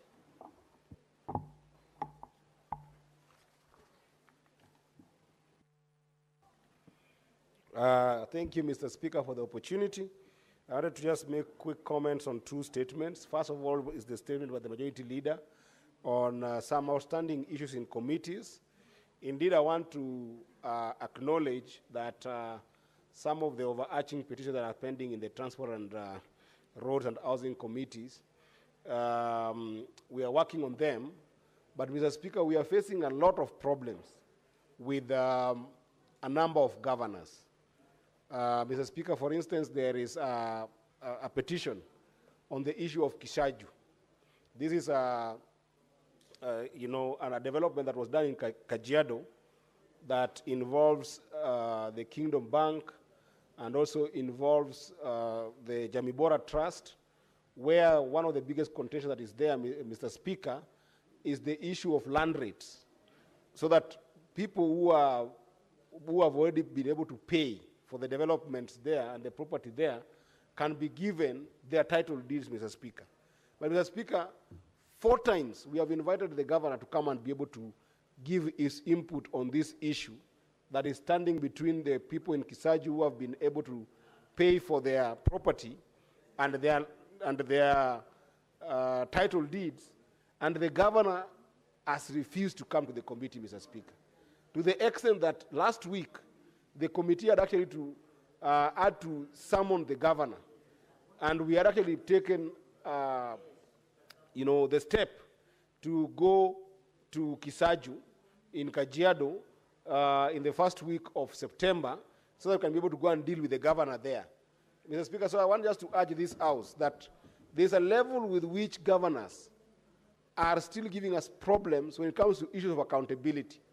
Governors are only keen on appearing in the park and peak. Any other committee of the standing committees that attempt to do even the issue of oversight on them, they are not honoring them, Mr. Speaker. And I will table some of these names here, Mr. Speaker, in subsequent conversations to make sure that we call these governors to order. Because it cannot be that if the Senate has approached the issue of oversight, they don't show up. These last 2 weeks, Mr. Speaker, 5 governors have sent apologies to the Committee on Transport, Road and Housing, Mr. Speaker. Out of 7 governors were invited, only 2 showed up. So, Mr. Speaker, it's a very serious issue that I think that other committees are also facing, that the governors must come to any committees of this House to answer to questions pertaining to oversight. So we will deliver on those petitions, Mr. Speaker, as fast as is required. But, Mr. Speaker, we will need the help of this House to call these governors to order. Secondly, Mr. Speaker, I need to quickly comment on the statement by the good Senator, Senator Murango Kamau, who has spoken very passionately about the delay in fertilizer distribution for rice farmers in Sagana and in Mwea. Mr. Speaker, I know that the good senator, who is also happened to have been the chair of agriculture, and he did a very good job when he was the chair of agriculture. I don't know when he lost the script and then lost that seat. But, Mr. Speaker, he will understand, as former chair of agriculture, that the issue of planting fertilizer for farmers in the rice sector is a national issue. In fact, it should be declared a national disaster. Because, Mr. Speaker, if you looked at this week's recent TV reports, the rice farmers are suffering because they are now competing with rice that's coming from abroad.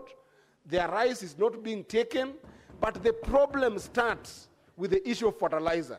The triple super phosphate, which they call TSP, which is the fertilizer that they use to be able to plant, is not in the country currently, Mr. Speaker. This is a fact that the National Cereal and Produce Board must be able to respond to, Mr. Speaker. I come from a rice-growing community.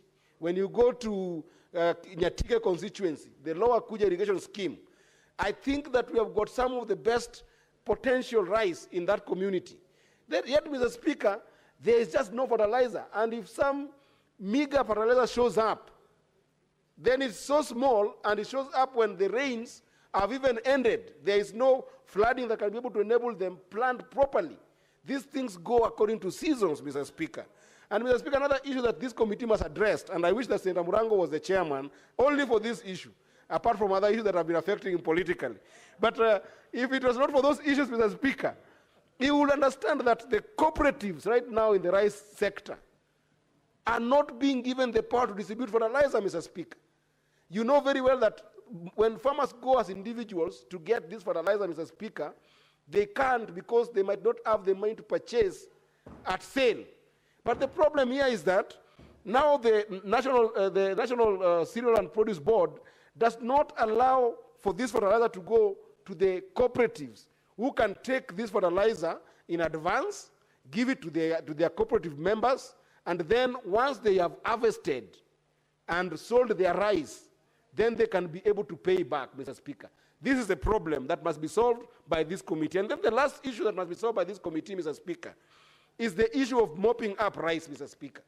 It cannot be that a farmer in Nyatike can go and plant rice, have paddy, then when they give this paddy to a number of agencies that are supposed to buy rice, they are given small prices that then end up delaying for even 3 months, Mr. Speaker.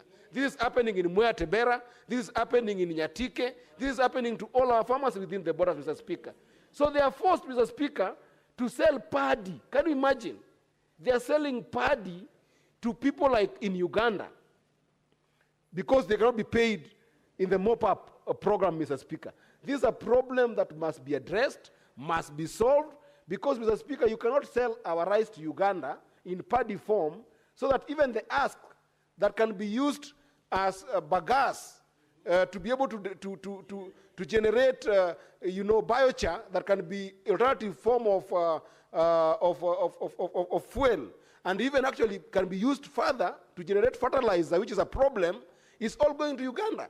So we are not having a vertical integration that can be able to enable an entire value chain to be developed. Why? Because of just mop-up program for buying rice from our farmers, Mr. Speaker. These are issues that I hope that the chairperson of agriculture the Committee on Agriculture, my brother, Mr.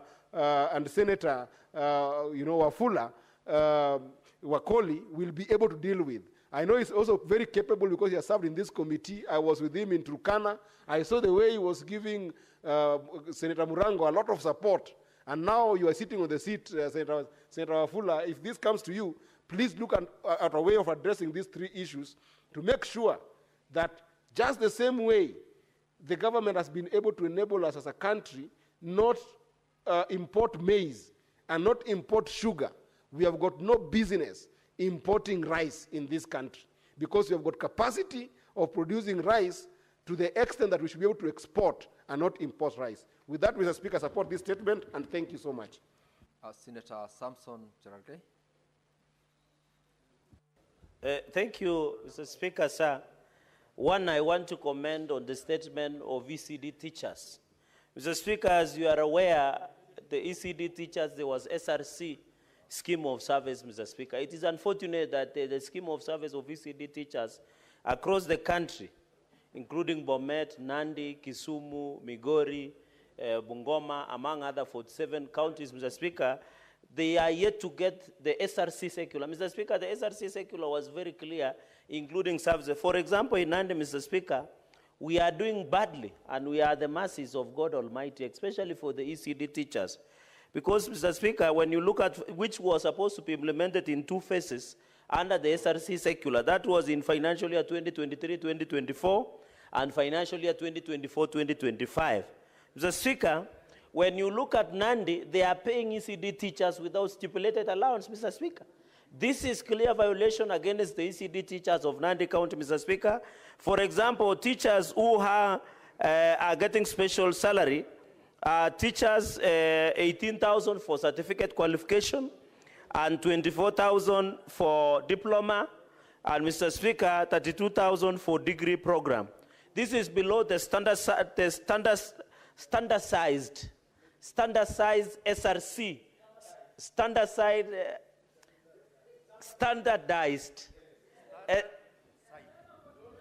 standards, you know, I'm thinking in Kinandi. Allow Senator Cherargei to be heard in silence. Yes. Continue thinking in yes. as long as you speak. Mr. Speaker, sorry, I am thinking in Kikalenjin and trying to translate into English. In a standardized manner, which was provided by SRC in schemes of service. ECD teachers across the country are suffering. Because even in Kisumu, I've seen a statement from my learned senior counsel on the issue of ECD teachers, Mr. Speaker.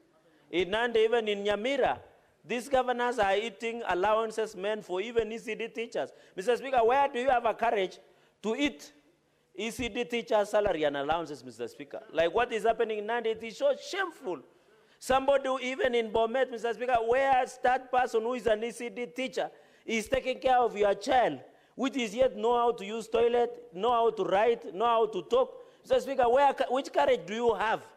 Mr. Speaker, I saw the human resource audit that was tabled before this House, Mr. Speaker, that most of this wage bill that is going up is because of ghost workers. Yet the rightful ECD teachers, Mr. Speaker, who should get value for the money are not being paid.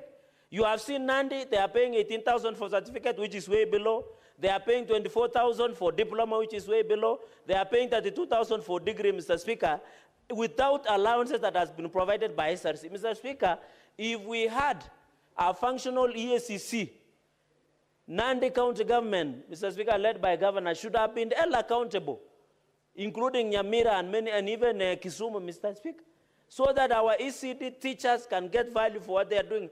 And I'm happy the Senator Ogola, who is a distinguished teacher, she is getting fired up, Mr. Speaker, because I am defending teachers, Mr. Speaker, especially the ECD teachers, Mr. Speaker. So on the issue of ECD teachers, Mr. Speaker, and also the chair of agriculture, Mr. Speaker, is a distinguished teacher, Mr. Speaker, which teaches Kiswahili Sanif, Mr. Speaker. So there are many teachers, even my teacher of law, Professor Tomo Jenda, Mr. Speaker, knows that the value of a teacher, the greatest teacher of all time is Jesus Christ for all of us who are believers.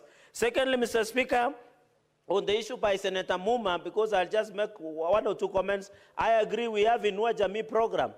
Mr. Speaker, it is sad that most of the wazes who have served this nation with distinction, who have sacrificed, Mr. Speaker, including in Bomet, in Kirinyaga, Kagio, Mr. Speaker, and many other areas. They are yet to be registered under Inua Jamii program. I want to request that national government administration officers, Ngao, must move with speed and ensure that all wazee who are above 60 years, they must be registered under Inua Jamii program. I want to laud President William Ruto because nowadays, Mr. Speaker, as you are aware, Inua Jamii program beneficiaries are paid 2,000 shillings before the salary of civil servants are paid. And that is a significant point because they have sacrificed for the benefit of this nation, Mr. Speaker.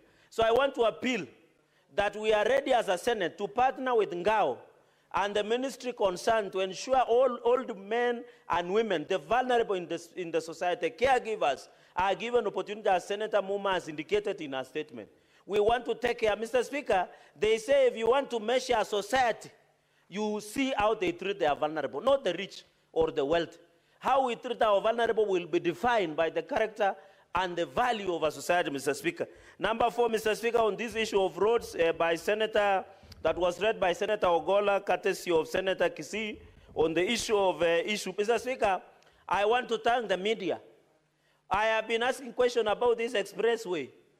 I was shocked, and I'm happy the conflict of interest law has come into force.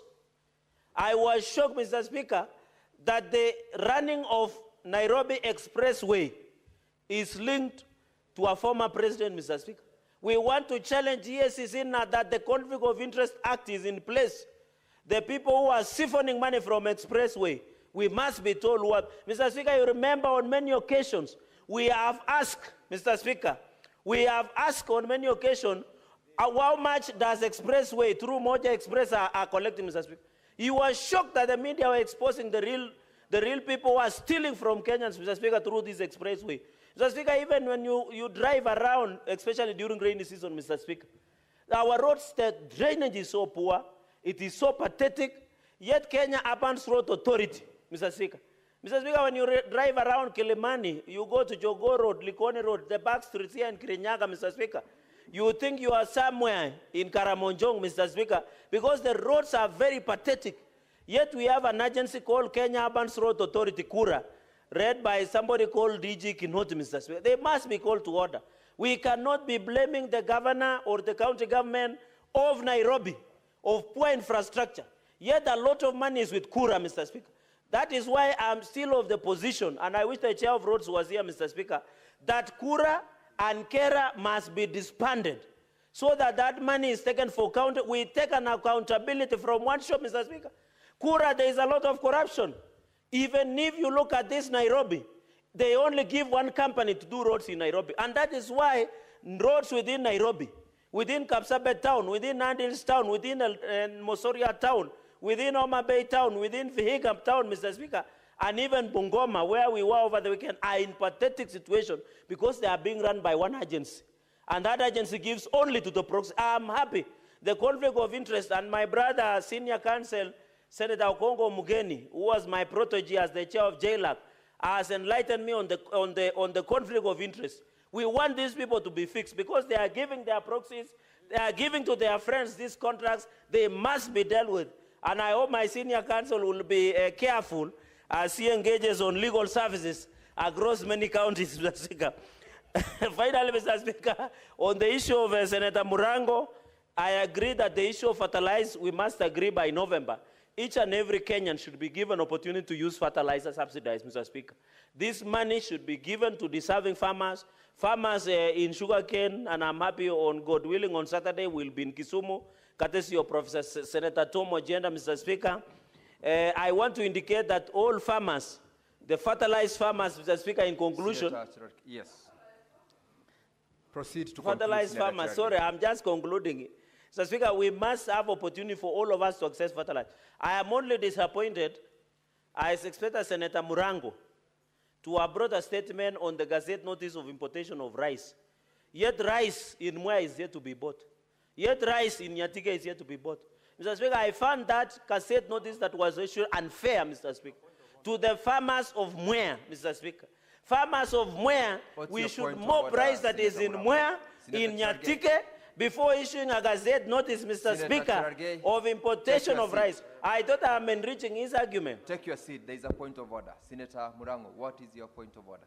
Mr. Speaker, nadhani naunga mkono venye Senator Cherargei anaongea, lakini pia anafaa njue kwamba nilijaribu kuleta ombi lakini haikuruhusiwa na speaker.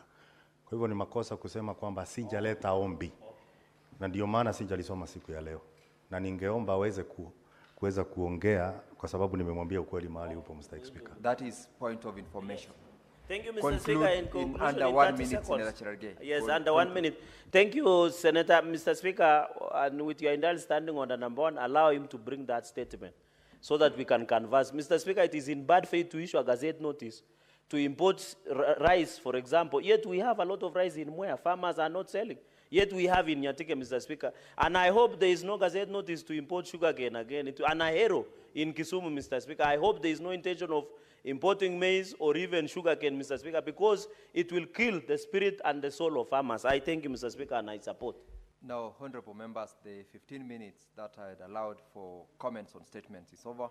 I will allow Senator Professor Tomo Jenda to read his statements, and we will not be able to comment because we are out of the time allowed for comments on statements. Thank you, Mr. Speaker. Mr. Speaker, I have 5 statements this afternoon.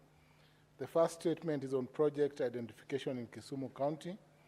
Mr. Speaker, I rise pursuant to Standing Order 53-1 to seek a statement from the Standing Committee on Devolution and Intergovernmental Relations on a matter of county-wide concern regarding the project identification, criteria, and implementation status in Kisumu County.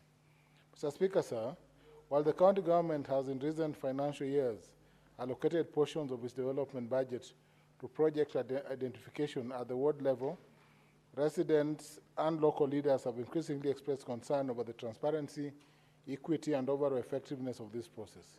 In the statement, the committee should address the following. 1, the total number of development projects undertaken by the county government of Kisumu from 2021 to 2022 to date, disaggregated by ward, including the responsible implementing departments. 2, the criteria and procedures used to identify and prioritize projects at the ward level and whether the criteria consistently applied across all the 35 wards.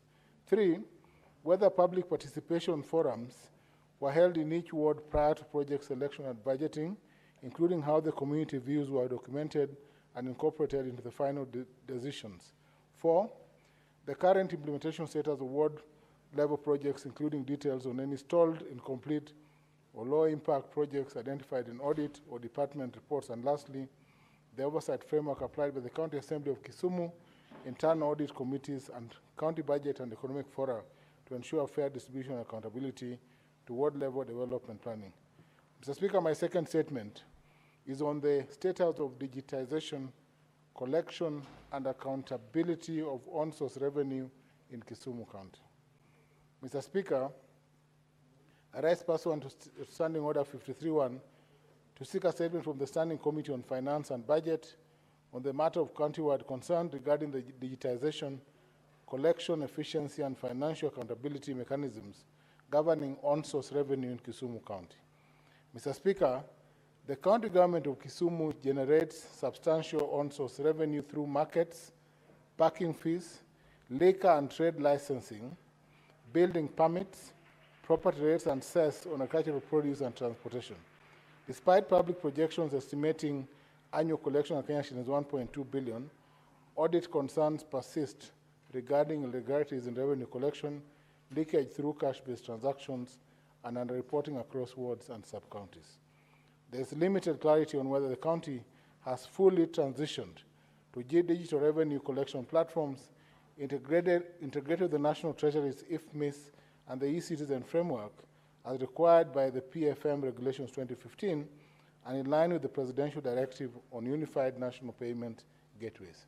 Moreover, Mr. Speaker, market vendors and small-scale traders continue to report challenges including multiple levies and unreceipted collections by unauthorized agents, particularly in informal trade and transport sectors. In the statement, the committee should address the following. 1, the total amount of on-source revenue collected by Kisumu County in each of the last 3 financial years, disaggregated by revenue source and sub-county. 2, the extent to which Kisumu County has transitioned to fully cashless, digitized on-source revenue collection systems integrated with IFMIS and e-citizen platforms. 3, the safeguards in place to detect and eliminate revenue leakages, the use of parallel receipt books, and the operations of unauthorized revenue collection agents, especially in markets, border stages, bus parks, and urban sales points.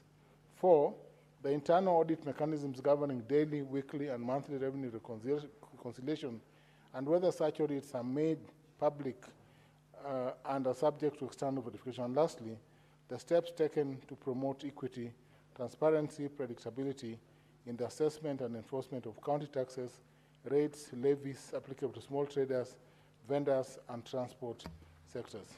My third statement, Mr. Speaker, is on youth engagement programs and delayed payments to community contractors in Kisumu County. Mr. Speaker, I rise pursuant to Order 53.1 to seek a statement from the Standing Committee on Labor and Social Welfare on a matter of county-wide concern regarding the status of youth engagement programs and delayed payments to community contractors in the county.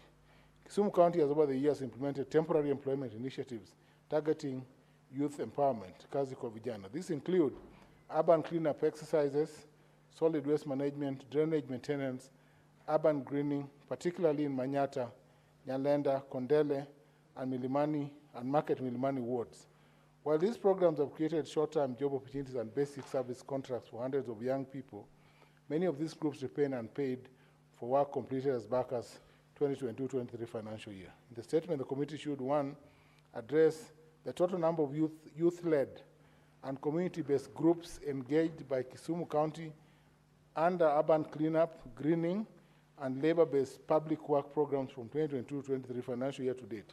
2, the reasons behind the delays in disbursing payments and the total amount owed to these groups or individuals, including a breakdown of payments that are pending, delayed, or under dispute. 3, whether the county government of Kisumu has established clear and transparent frameworks for engaging and compensating youth in such public work programs, including the use of written contracts, defined payment timelines, and grievance redress mechanism. Lastly, the measures put in place by the Ministry of Labour and Youth Affairs in coordination with the county government to resolve delayed payments and ensure sustainability of youth economic empowerment initiatives in the county. Mr. Speaker, my second last statement is on the status of conservation and sustainable utilization of the Dunga wetland and Lake Victoria shoreline in Kisumu County. Mr. Speaker, I rise pursuant to Standing Order 53.1 to seek a statement from the Standing Committee on Land, Environment and Natural Resources on a matter of county-wide concern regarding the statement of status of conservation, land use regulation, and sustainable utilization of Dunga wetland and the adjoining Lake Victoria shoreline within Kisumu County. Mr. Speaker, sir, the Dunga wetland, part of the broader Lake Victoria Basin ecosystem, is a vital environmental and economic asset situated along the Kisumu Port Corridor. It plays a critical role in flood regulation, biodiversity support, and community livelihoods, especially through small-scale fishing, boat tourism, and informal trade. However, recent developments point to worsening degradation of the wetland caused by unregulated waste dumping and controlled land use and environmental encroachment. These issues, Mr. Speaker, threaten the wetland's ecological balance and the sustainability of Kisumu's blue economy. In the statement, the committee should, 1, address the current status of conservation planning for the Dunga wetland and the Lake Victoria shoreline, including the existence and the legal status of any gazetted land use or zoning frameworks approved by NEMA. 2, the interventions undertaken by Kisumu County Government in collaboration with relevant national agencies to regulate waste disposal, sanitation, and structural development along Dunga waterfront and wetland areas. 3rd, any ongoing or planned public education campaigns or livelihood support programs aimed at assisting informal traders and small-scale service providers to transition to more sustainable and environmentally compliant operations.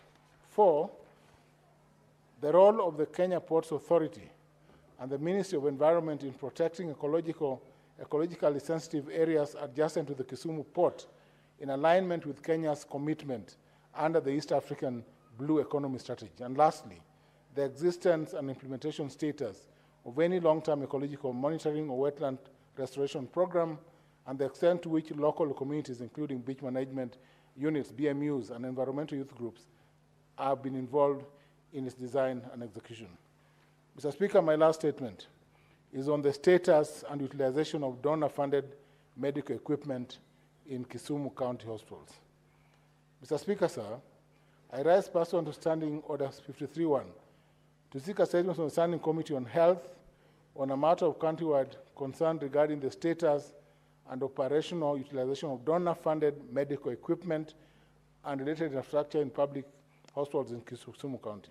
Mr. Speaker, over the past several years, Kisumu County has benefited from significant investment in health infrastructure through support from the national government and development partners. These include, Mr. Speaker, the Managed Equipment Services, MES program, the Global Fund, and the Gavi Alliance. Through these programs, Mr. Speaker, critical medical equipment has been supplied to health centers across the county. Despite these efforts, however, the Auditor General's report of September 2024 flagged major underutilization of equipment in several facilities. For instance, Mr. Speaker, Chulaimbo Sub-County Hospital reportedly remains underutilized despite the 10.8 million having been spent on maternity and rehabilitation program. Mr. Speaker, at Jaramogi Oginga Odinga Teaching and Referral Hospital, TRH, highly specialized equipment such as endoscopy machines, mammography units, cryotherapy units, and chemotherapy beds remain largely idle due to human resource shortages, with critical services reportedly reliant on a single oncologist. In the statement, Mr. Speaker, the committee should address the following. One, the type and total number of medical equipment and infrastructure supplied to public hospitals in Kisumu County under the MES program, the Global Fund and Gavi program since 2022, including the recipient facilities. Two, the current operational status of each equipment and facility, whether functional, idle, out of service, or in need of repair. Three, the availability and deployment of trained personnel, particularly medical specialists, to operate the equipment in each facility. Four, the existing frameworks for maintenance, insurance, and technical support for the equipment, including information on any standing service contracts. And lastly, Mr. Speaker, measures being undertaken by the Ministry of Health in collaboration with the county government to ensure the full and effective utilization of donor-funded medical equipment and infrastructure. Thank you, Mr. Speaker. Thank you, Senator Professor Tom Agenda. Honorable members, I had directed that I'm not going to allow any additional comments on the statements read out. Because of that reason, I know there are so many members who've actually requested. We are out of time for comments on statements, and we will not comment on them. We will proceed to the order paper. I will defer order number 8, that is the Technopolis Bill, National Assembly Bill number 6 of 2024, and order number 9, the Tobacco Control Amendment Bill, Senate Bills number 35 of 2024. Clerk, call the next order. Order number 10, motion, reports of the Standing Committee on Devolution and Intergovernmental Relations on its inquiry into the state of markets in Vihiga and Bungoma counties arising from a statement sought by Senator Godfrey Osotsi, MP, and Senator David Wakoli, MP. Resumption of debate. Honorable members, this is a resumption of debate. That was a motion that was adjourned in our last sitting, and when the House rose, Senator Okongo Mogeni had 17 minutes remaining for him to conclude. You may conclude. You need not do the 17 minutes. Thank you, Mr. Speaker. Mr. Speaker, my time ran out when I was giving an example of what the situation looks like, the situation in one of my markets in Nyansiongo. Because, Mr. Speaker, just to recap, The committee that was tasked with the statement that was sought by the two senators was looking at the functionality and availability of services for our residents in our counties. Mr. Speaker, the situation is deplorable in virtually all our markets in the country. I was giving you, Mr. Speaker, the case of Nyansiongo Market, which is on a major highway, Mr. Speaker. When, before my time ran out, Mr. Speaker, I just pointed out the fact that we don't have water, there's no electricity connected in that market, there are no toilets. So you don't understand, Mr. Speaker, on what basis do our counties collect rates from traders? Because, Mr. Speaker, if I'm paying you rates, it means I'm paying you because you are providing some service to me.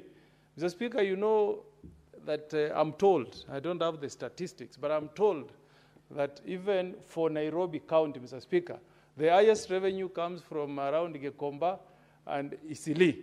But have you tried to go to Isili and look at the state of the roads? I had my good friend Senator Cherogei blaming, is it Kenya Urban Roads Authority? But what is the work of the governor of Nairobi? What is the work of the governor of Nairobi? Rates are paid. The traders in Gekomba, the traders in Isili, they pay rates to the governor of Nairobi. Mr. Speaker, if you read the Constitution, and I'm happy Senator Mandago is here, he's a former governor.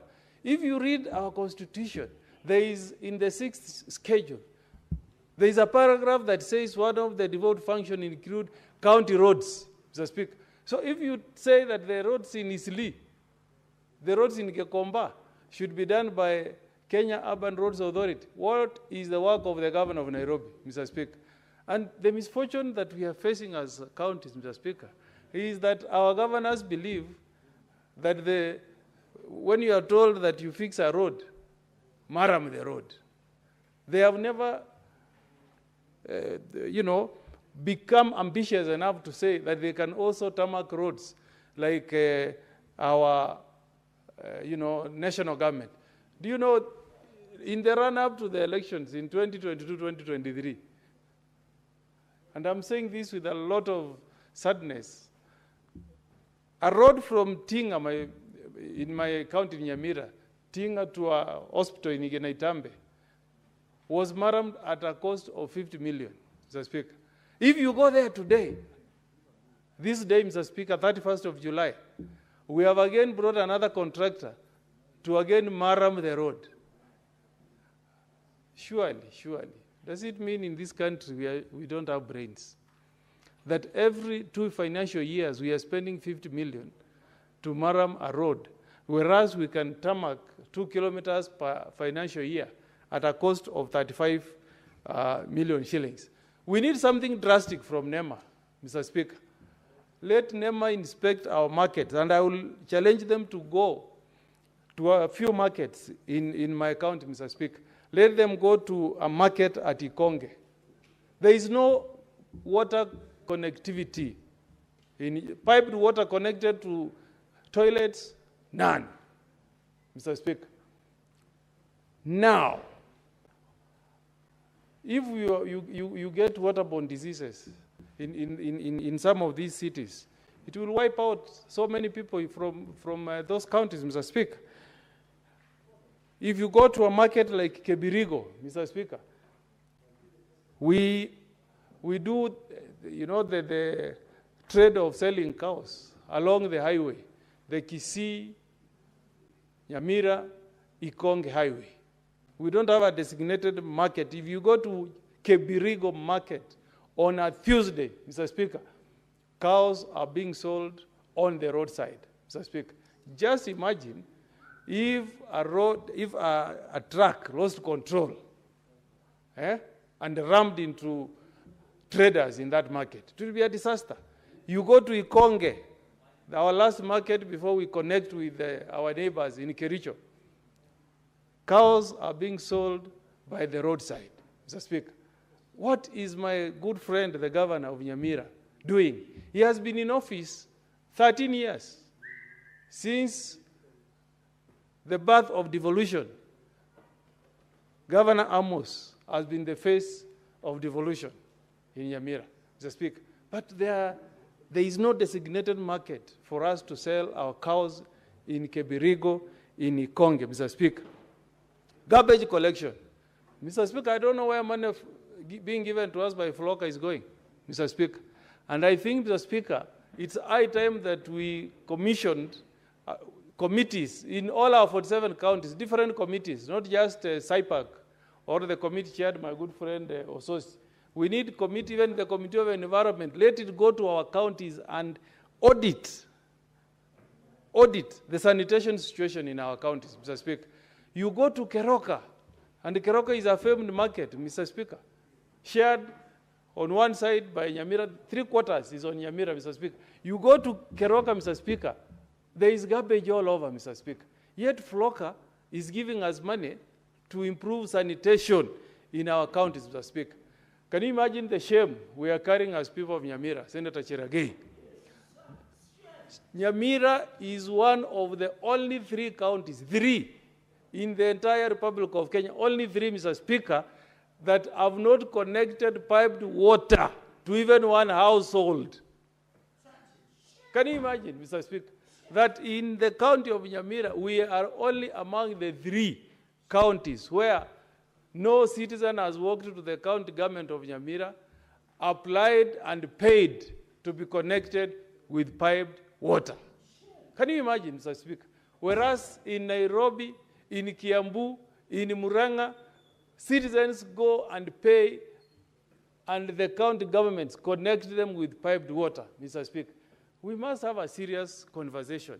Why did the Constitution say that water as a function is devolved if we cannot connect our people with piped water, Mr. Speaker?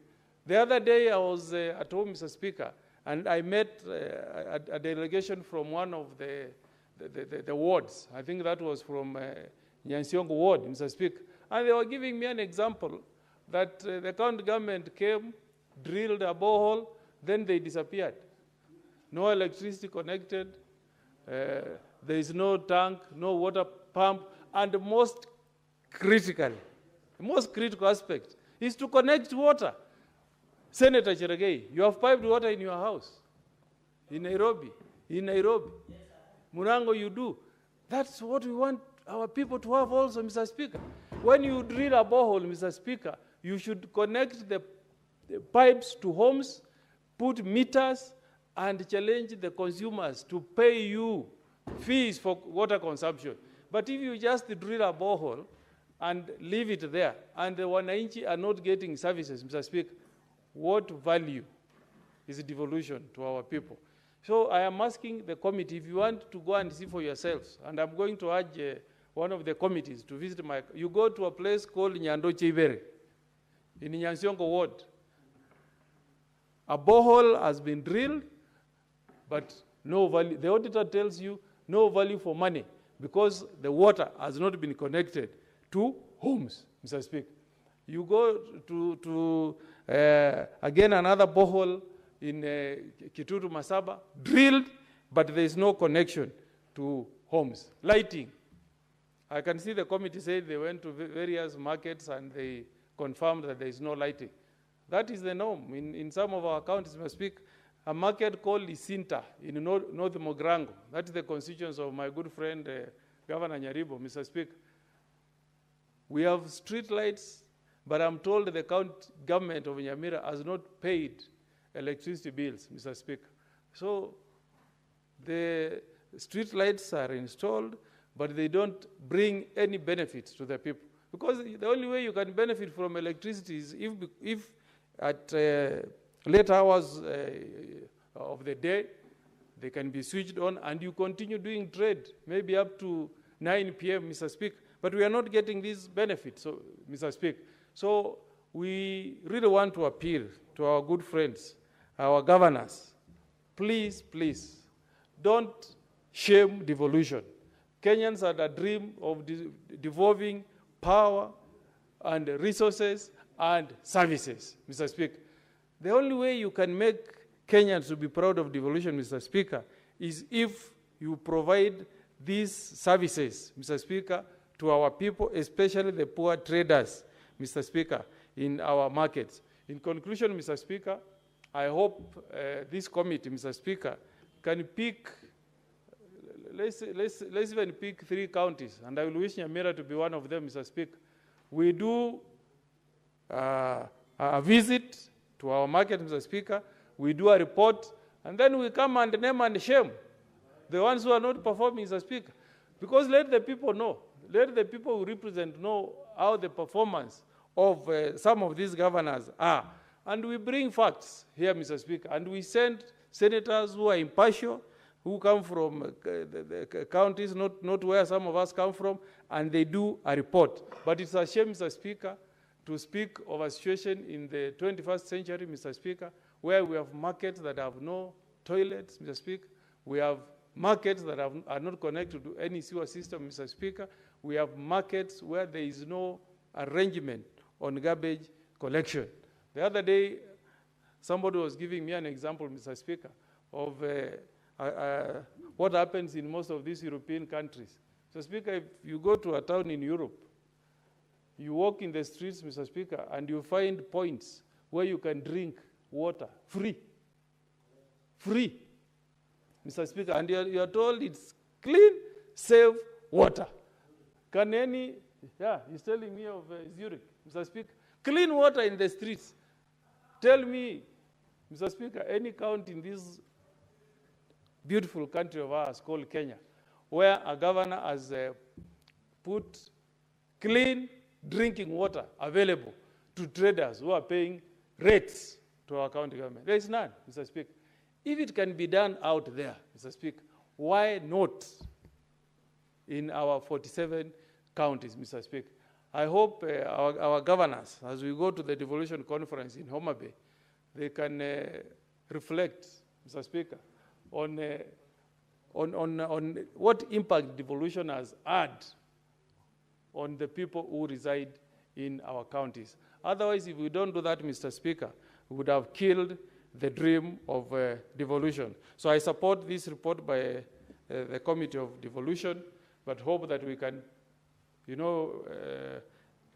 take some decisive action going forward so that we can have a situation where traders, at the end of the day, when they close, their garbage is collected by the county government, where there is deliberate effort to fix toilets for traders, where piped water can be connected to our markets for traders, so that there is value for the rates that our citizens in our counties pay to our governors. Otherwise, there should never be taxation without representation, Mr. Speaker. I thank you. Senator Wakoli Wafula. Senator Wakoli. Thank you, Honorable Speaker, for this opportunity to discuss the matter of markets as indicated in the order paper, Honorable Speaker. Honorable Speaker, I happened to join the Committee of Devolution at that time. I was an active member of the Devolution Committee headed by Senator Abbas. We were with Senator Catherine Muma. In that tour of the Western Belt, we had Senator Osotsi, and we equally had Senator young youthful leader, Senator Oburu Odinga. Honorable Speaker, the situation in these counties of keen interest was not in order, Honorable Speaker. I want to delve in Bungoma County, Honorable Speaker, as the host senator at that time, to indicate that we visited the Chebukube market in Bungoma, Honorable Speaker. At that time, Honorable Speaker, the facility did not have clean and sustained water supply. And the traders at that time indicated that the cost of water was very high compared to the water they were consuming, Honorable Speaker. And it reached a position or a situation where they had to stop using that meter because of the high cost of water. Honorable Speaker, from that we went to Bukembe Market, Honorable Speaker. The market did not have a fence, the drainage was poor, the toilet facilities were pathetic, and Honorable Speaker, the storage area was not conducive for the business people of Bukembe. And as we speak, Honorable Speaker, the government of the day promised our good people of Bukembe that it will put a little resources to ensure that they also enjoy benefits like other Kenyans. So far, Honorable Speaker, the scenario has not changed, and the people expect that the county government of Bungoma ups its game based on the taxes they give and the support from the national government. Honorable Speaker, the situation is not any different. If you go to a market like Mayanja, Mianga, Kapkatenyi, Honorable Speaker, Kapkatenyi, Honorable Speaker, captures the people of Mount Elgon, the people of Sirisia, the people of Kapchai. That market, Honorable Speaker, has numbers of traders, but the toilet facilities are pathetic. The water supply in Kapkatenyi is not enough, Honorable Speaker. Honorable Speaker, the environment within which the market operates is not conducive for the taxpayer, Honorable Speaker, to do their business. And as you will see the recommendation of the committee, it is demanding that these places up their game and the county government do the best they can. A market in Kandui, Honorable Speaker, called Dorof is equally in dire need of attention.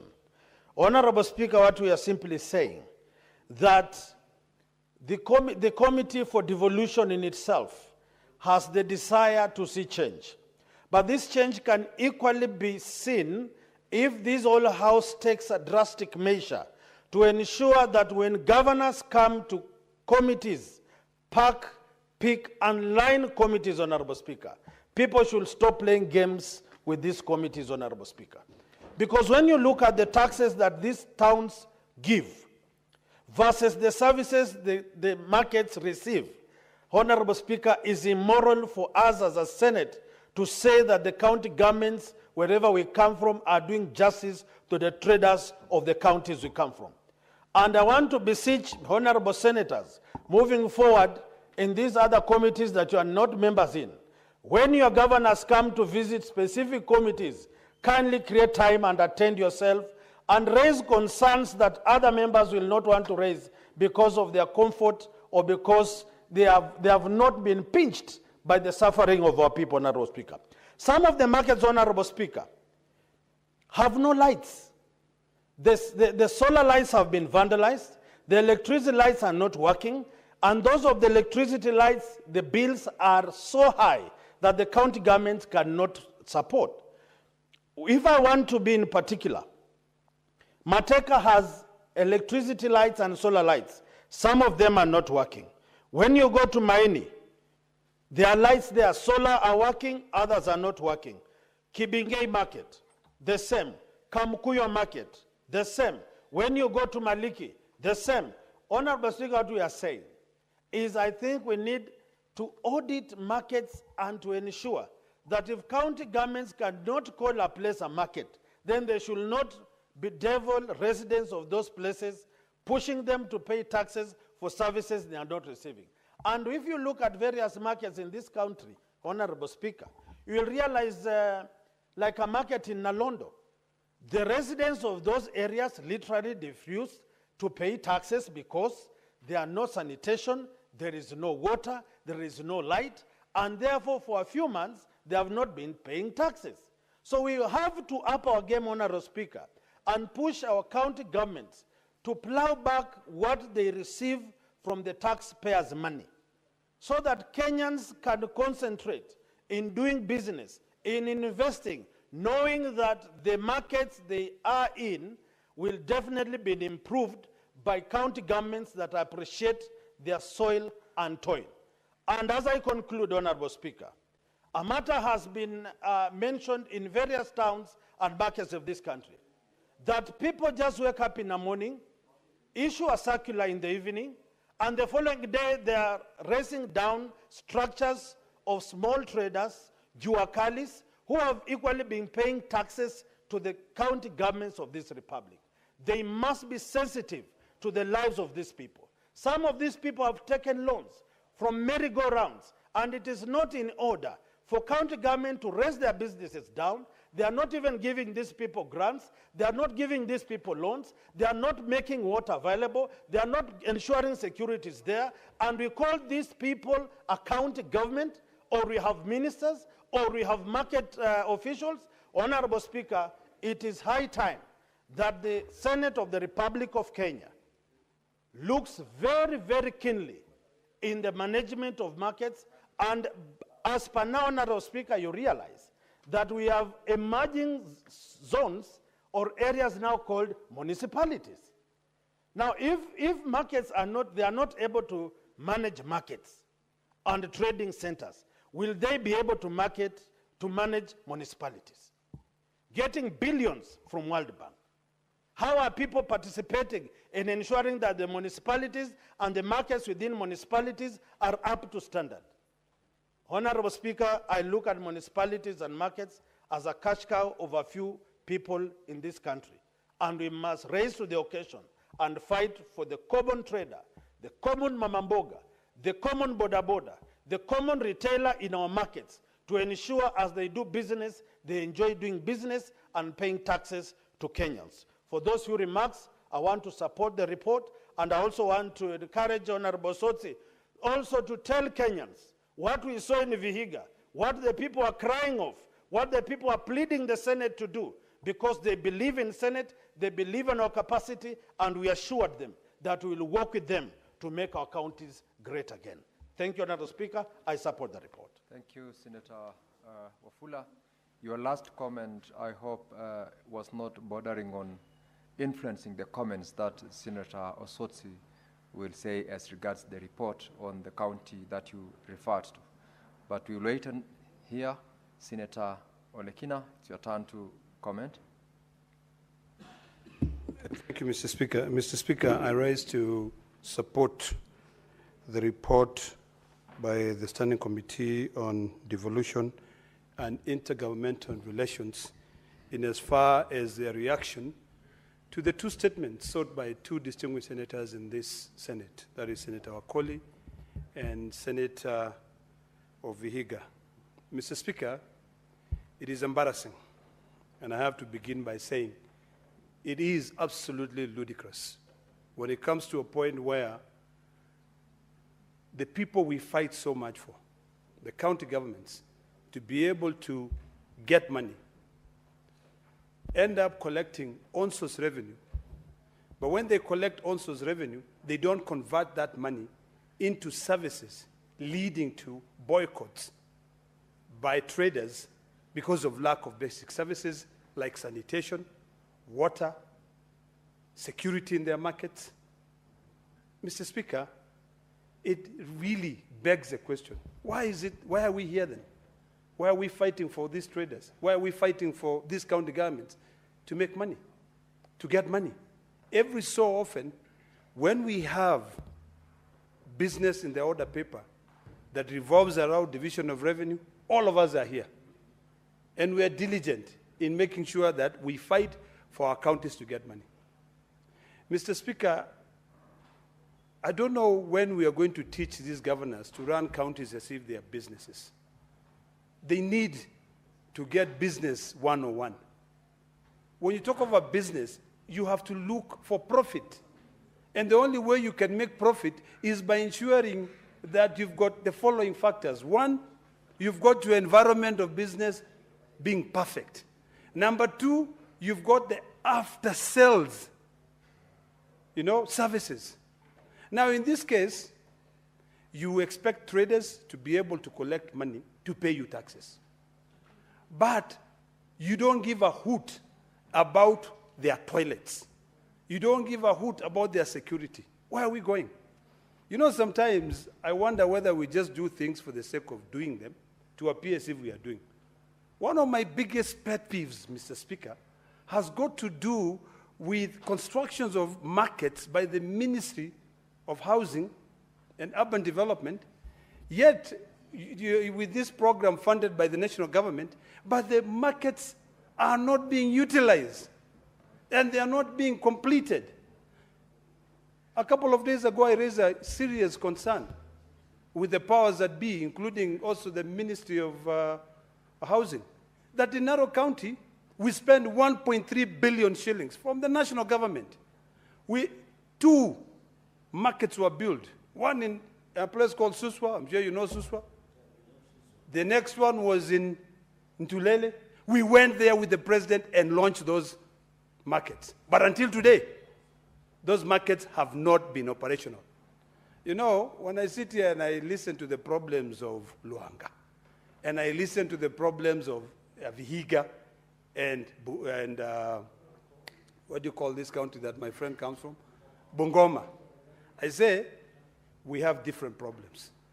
The problems that I have now for Narok County is that the markets were completed, the markets are good, it's only small things, stalls being put in, people being allocated for the traders to live in good conditions. It is like we are cursed, Mr. Speaker. We like to operate in very shoddy environments. On Tuesday and Saturday, if you take the road to Narok, you'll be shocked. On Wednesday, if you take the road to Narok, you'll be shocked. In Suswa, people, you know, it's like it's littered with a bunch of people, traders on the road, yet there's a beautiful market, which is just a white elephant project there. It's embarrassing. You know, I'm livid. I want to see things change. You call, you make noise, you raise concerns, you know, but sometimes you're just like, what are we doing? You see a toilet being constructed, and it goes 2 financial years.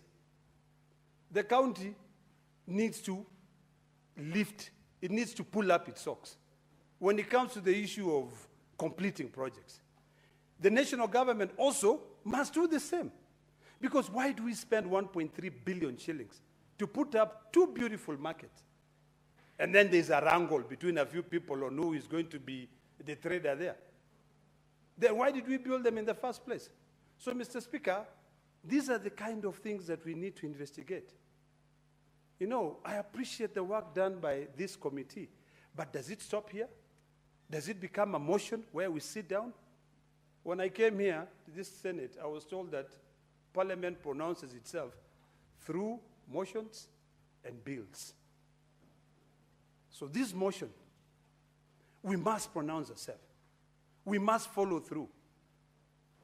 You know, I really would have loved to see us having an implementation committee. So that implementation committee, when we move a motion like this one, trying to make life easy for our citizens, that committee will run with it. But now, because we are left with the committee self-implementing, I want to beseech the Committee on International Intergovernmental, what you call devolution and intergovernmental relations, to take the resolution of this Senate and run with it. Please come to Narok. Go to the Ministry of Housing. Ask P.S. Hinga what is happening. Why are we not completing these 2 markets in Narok? Move from there, go to Bomet. See the conditions.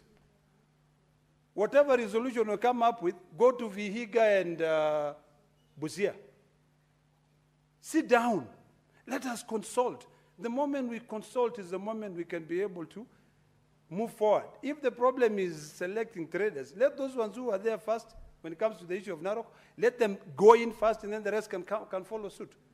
This is a matter that determines legacies. This is a matter that tells us whether this government is working or not.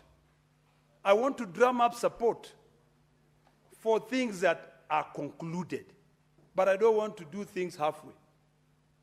So when I heard that this committee was investigating this issue because of the statements by my 2 colleagues, I wish I had also raised my statement, but I chose to call the ministry and say, please, leave that ministry, go to that place and make sure those markets are working. Finish those toilets. Because if you don't do that, today, traders in Luanga have boycotted. They have said we will not pay taxes. Tomorrow, it will be traders in Kirinyaga saying we will not pay taxes. Even if in Wasingishu they bought a beautiful AC plant to be able to fix their roads. And I think the first person who bought that one was the chairperson of health. You know, I don't know whether it was him, but I just saw a new one coming up the other day. You know, we want to see those kind of services where we are fixing our roads. Why do we have to still behave as if we are living in the 19th century? Mr. Speaker, today we had a session with the ambassador of South Korea. And one of the things that he said, which really struck so deep, is that South Korea is such a small country. You can take South Korea and fit it into Kenya 5 times. 1, 2, 3, 4, 5. They have the same population as we have here, around 56 million people. But guess what? They are doing so much better than we are. In fact, he was telling us with the speaker that your country is so good that if you guys just have a few foreign direct investors here, you can bypass us because we don't have external threats. In South Korea, North Korea is threatening them on the border. The other side, China. The other side, Japan. And they're still struggling. Everybody now here, in fact, I think if I look around, you'll see every senator here having a phone from South Korea. You know, because they care about their surrounding. You know, they care about their environment. We need to start caring about our towns. We need to start working. Every so often, Mr. Speaker, we talk about not having jobs. You know, lack of jobs. These markets we are talking about, if you give these youth who are here, give them some little money. You know, like now I'll go back to that, I think it was called the Hustler Fund. You buy a crusher, you buy cabro making machines, you give these youth, you tell them go to Luanda, fix that market, and then you give others metal, tell them, these are welding machines, make stalls. You will not have Gen Zs on the street saying we are jobless because everybody is going to be busy working. I want us to start thinking like entrepreneurs. I want when you sit here, the younger generation will want to emulate you. They want to say, when I grow up, I want to be like Senator Cherargei because he's not only being a legislator, but he is becoming a farmer. You know, one of the facts that maybe a lot of people don't know about Senator Cherargei, you know, that maybe you need to know, is that this young man was once a milk hoarder, you know, trader. He used to work, actually a hawker. He used to move from one home to another selling milk. And look at him now. He's a senator of Nandi. Now, if we don't fix our markets today, is it the next generation who are going to be jobless? Are they the ones who are going to find money to come and fix those markets? Senator Otsotsi, our good friend from Busia, not Busia, but not Vihiga, this Wakoli is from where? From Bungoma. Just said something which I want to repeat here. That when these governors come to these oversight committees, can we please take them to task? I want to plead with you, Senator from Vihiga. Stop entertaining those governors here. Let's go to our counties. So when we are carrying out the oversight, we can actually walk around, we can go to those markets and shame them. Every day we keep on fighting about how much should go to counties, but we are just literally ticking a box. So I appreciate the sentiments of Senator Wakoli by saying we need to take these governors to task. When we read these reports, I think was it the day before yesterday that the majority leader laid before the Senate all the Auditor General reports of all our counties. Take them, go up there. Now, with this committee, you need to start thinking outside the box. Okay? Do things completely unorthodox. Don't follow the script.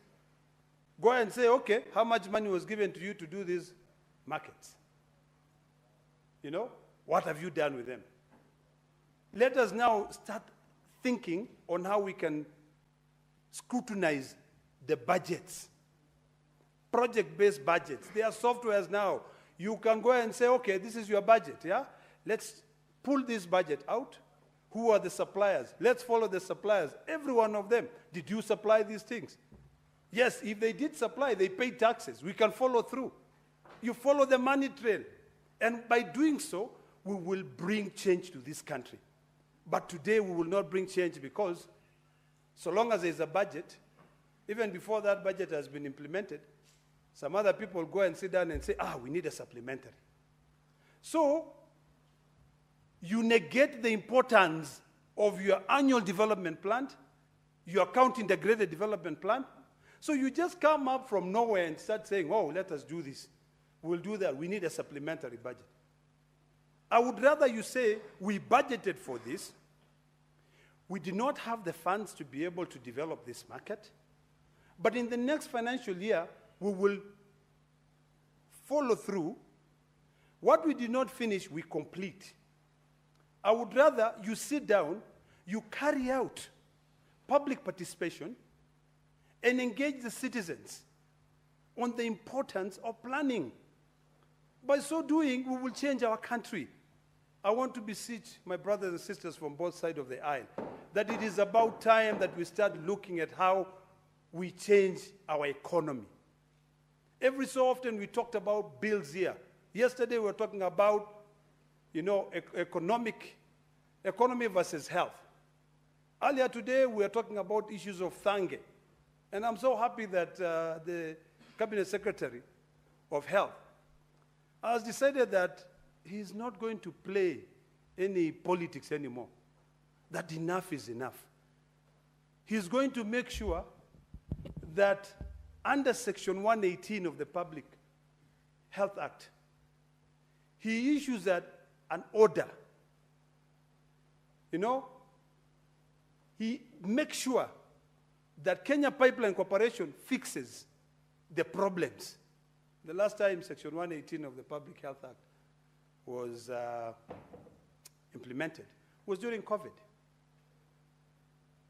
If you read the law properly, you will see that that section of the law defines what is a public nuisance.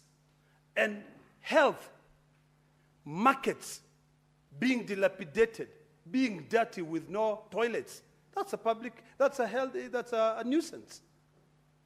So we just need to be holistic in our approach to solving problems, and we will see this country going further. But Mr. Speaker, if we don't do that, these young people who are watching us here deliberate on issues, on the problems that we have as a country, we will come back here. They will be here. And if you read the Hansard, in 10 years' time, when I'm no longer in this Senate, and a young man who is watching me here is sitting here, he'll be saying the same thing that Senator Ledamo Lekena was saying. So let us have a way of not just ticking boxes, but actually making sure that we follow through. And I do hope that Senator of Vihiga and Senator of Bungoma, you will not just raise a statement and you end here. Let us go and implement. Let us all go there, join those traders, because there's really no sense in you charging traders taxes and you don't even bring them simple things as water. Mr. Speaker, I support. Senator James Murango. Asante sana Mstahiki Spika. Kwanza ningetaka kuhusishwa na kuunga mkono ripoti ambayo iletwa na kamati ya ugatuzi, na niseme ya kwamba soko ama masoko ni kiungo muhimu sana wakati tunapofikiria juu ya kuweza kufanya maendeleo nchini. Lakini Mstahiki Spika, pia mahali nimetoka Kirinyaga kuna changamoto ya soko moja ambayo inaitwa soko la Kutus, ambapo wale wakala ambao wanauza ng'ombe na kuku walitolewa mahali walikuwa wanauzia kuku zao, wamepelekwa mahali pengine shambani, hamna choo, hauna maji safi ya kunywa, na hata ni kama shamba tu. Na tukizingatia sana ni kwamba mahali wanauzia wale ng'ombe imepakana na chuo kikuu cha Kirinyaga. Lakini Mr. Speaker, swali ambao najiuliza ni kwa nini basi wale wakala ambao wanauza ng'ombe katika soko la Kutus wanaendelea kutozwa kondi na gatuzi la Kirinyaga, na huduma zenye wanafaa kupata wapati. Mr. Speaker, Mr. Speaker, wakati mangavana anachaguliwa, mojawapo ya kigezo ni kwamba lazima uwe na shahada, lazima uwe umesoma. Lakini nimekuja kugundua ya kwamba pia kuna wengine wanashindwa na mambo ambayo hafai kushindwa nayo. Na ndio maana nimekuja kugundua ya kwamba hata vyuo vikuu vina wajinga, ndio maana kuna mtihani. Kwa sababu Mr. Speaker, jambo kidogo sana kama ya kujenga choo, unapata gavana mzima umekaa pale miaka si hamba, bado wafanyabiashara wanaumia. Na wakati unaenda kusema kwamba unataka kupewa kura, na tulizunguka, ni mambo mengi sana uliahidi wale wakazi, na ndio wakakuchagua. Mr. Speaker, unajua sisi kamati ambazo tulizoko hapa, nataka niunge mkono mambo ambayo imesemwa na Orekina. Senator Mandago, what's your point of order? Take your seat, Senator Murango. Asante sana Mr. Speaker. Nimesimama kulingana na kanuni zetu za kudumu 105. Je, ni sahihi seneta wa Kirinyaga, Senator Murango, kusema mtihani ambazo zinafanyishwa wanafunzi kwenye vyuo vikuu ni kwa sababu kuna wajinga katika vyuo vyetu vya masomo? Mheshimiwa Speaker. Senator Murango, could you expound on that point of order? Give him the microphone, clerk.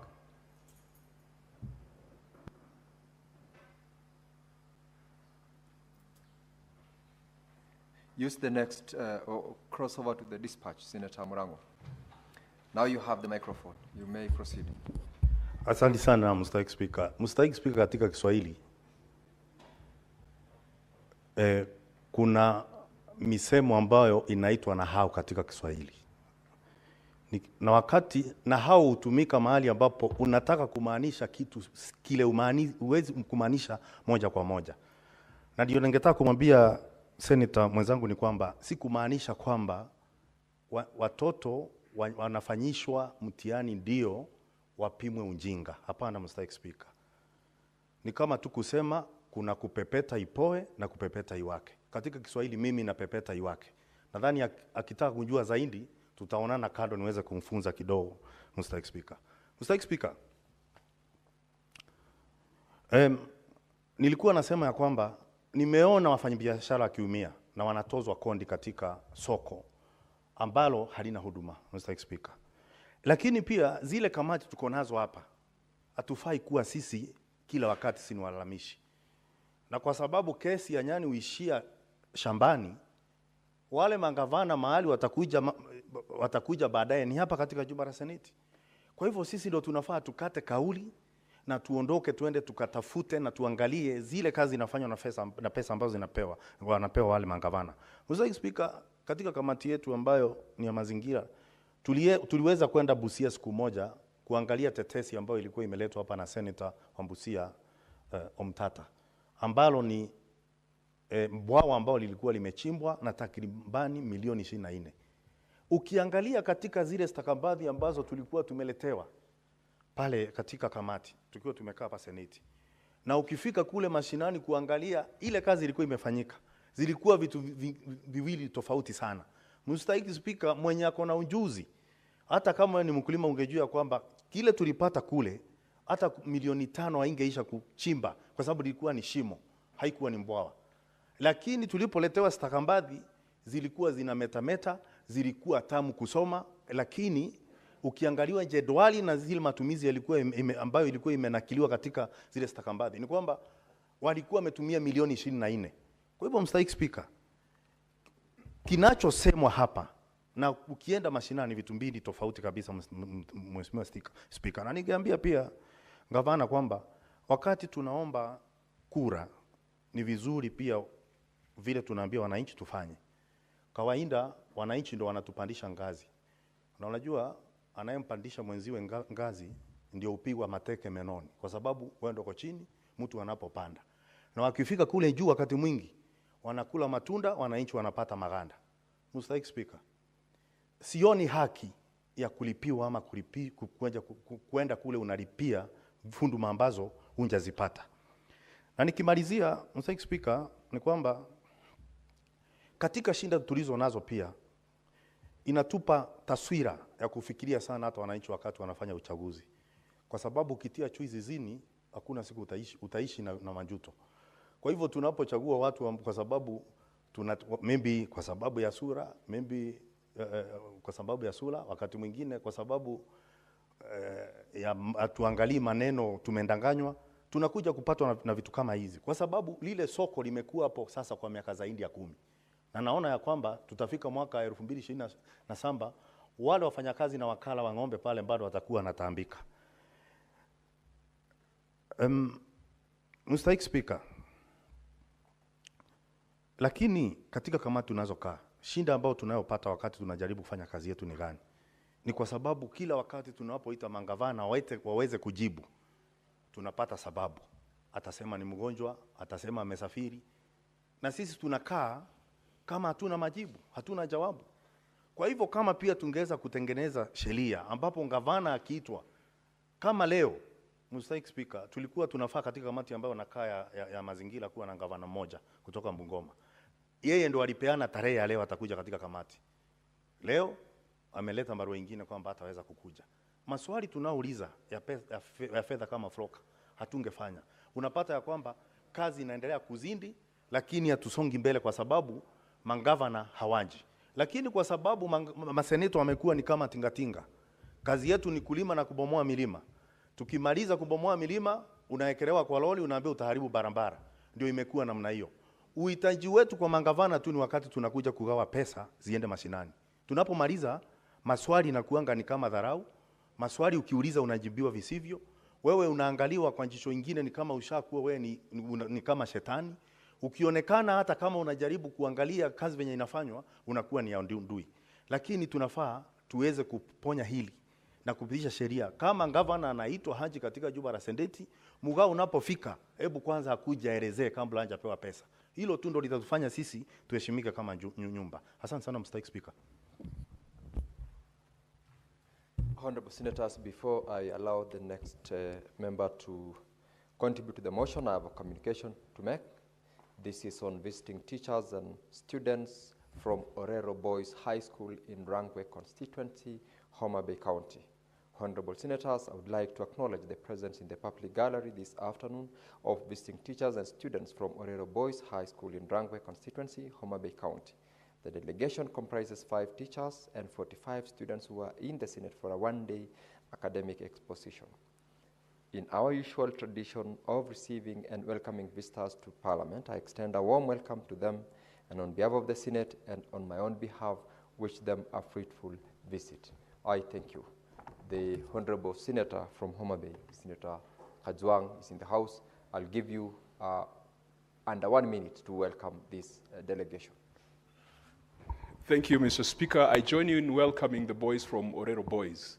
This is the best school in my county. In the last exams, they posted the best performance. And it was not just for 1 year. It has been consistent over the years. Mr. Speaker, I joined the boys during their prize-giving day, and I'm extremely proud of them. When we were there, we encouraged them to continue working hard and made it clear that leadership is not only about being a senator or an MC or an MP. You can be a leader in the medical profession, in the legal profession, and in the other professions. And Mr. Speaker, a lot of Orero old boys are doing extremely well in diverse professions. I want to encourage and I want to congratulate them. And when you go back, please pass my regards to your principal, my friend, Mr. Dickens Bula, the entire teaching fraternity, and especially the boys, the ones that we danced with that song of of slashing people. I've just forgotten its name. Mapangale. You can trust Karen Nyamu to remember. We danced Mapangale with the boys. We had a nice time.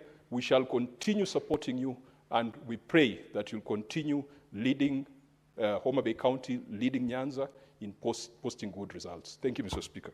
Thank you, Senator Kajwang. Senator Eddie Okech.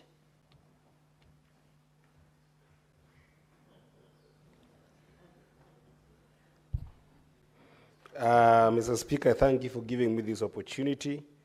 And also, may I take this opportunity also to thank amazing senators for their industry in the visit that they had, majority of it in the Western Kenya region. Mr. Speaker, perhaps you might not know, but I actually studied in the Western Kenya region.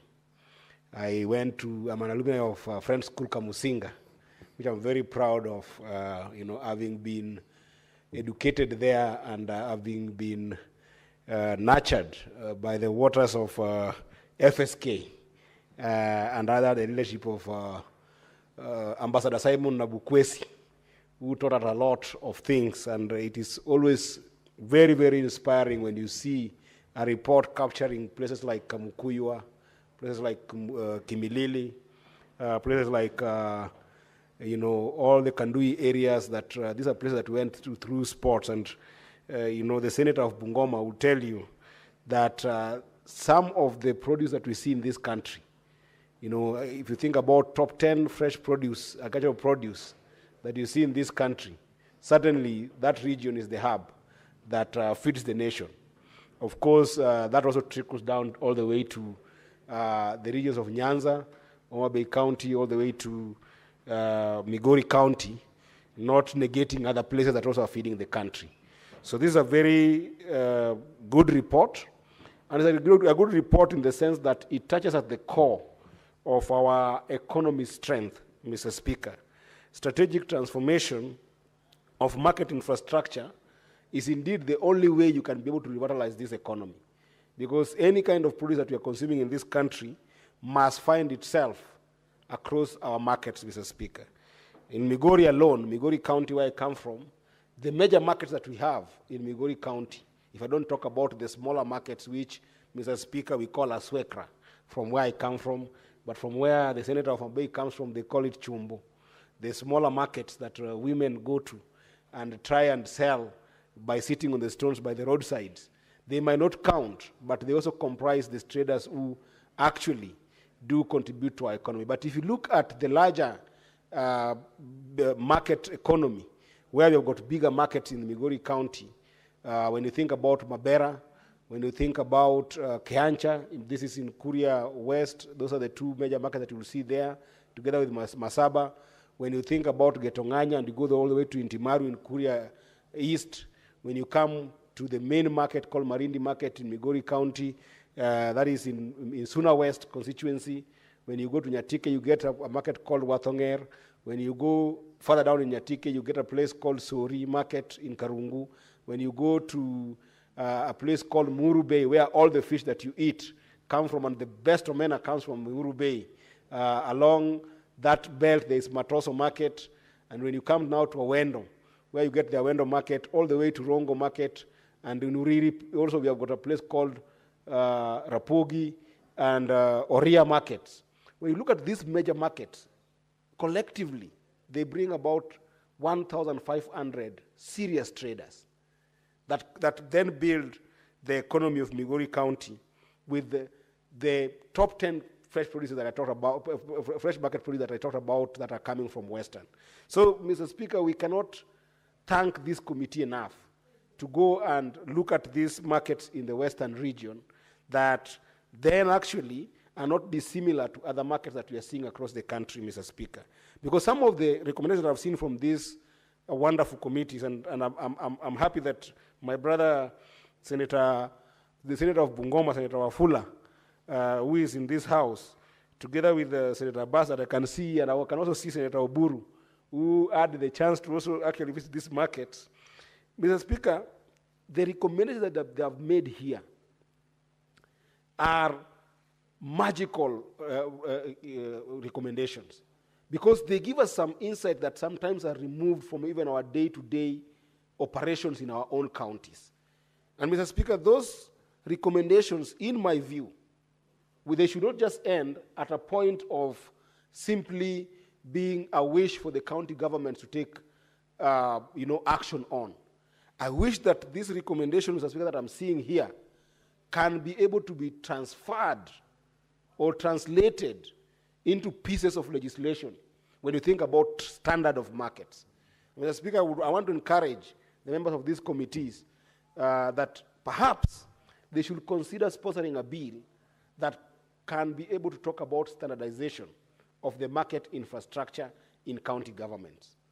Because then that will be the fire of baptism to the governors that we have, that you don't just go and develop market randomly.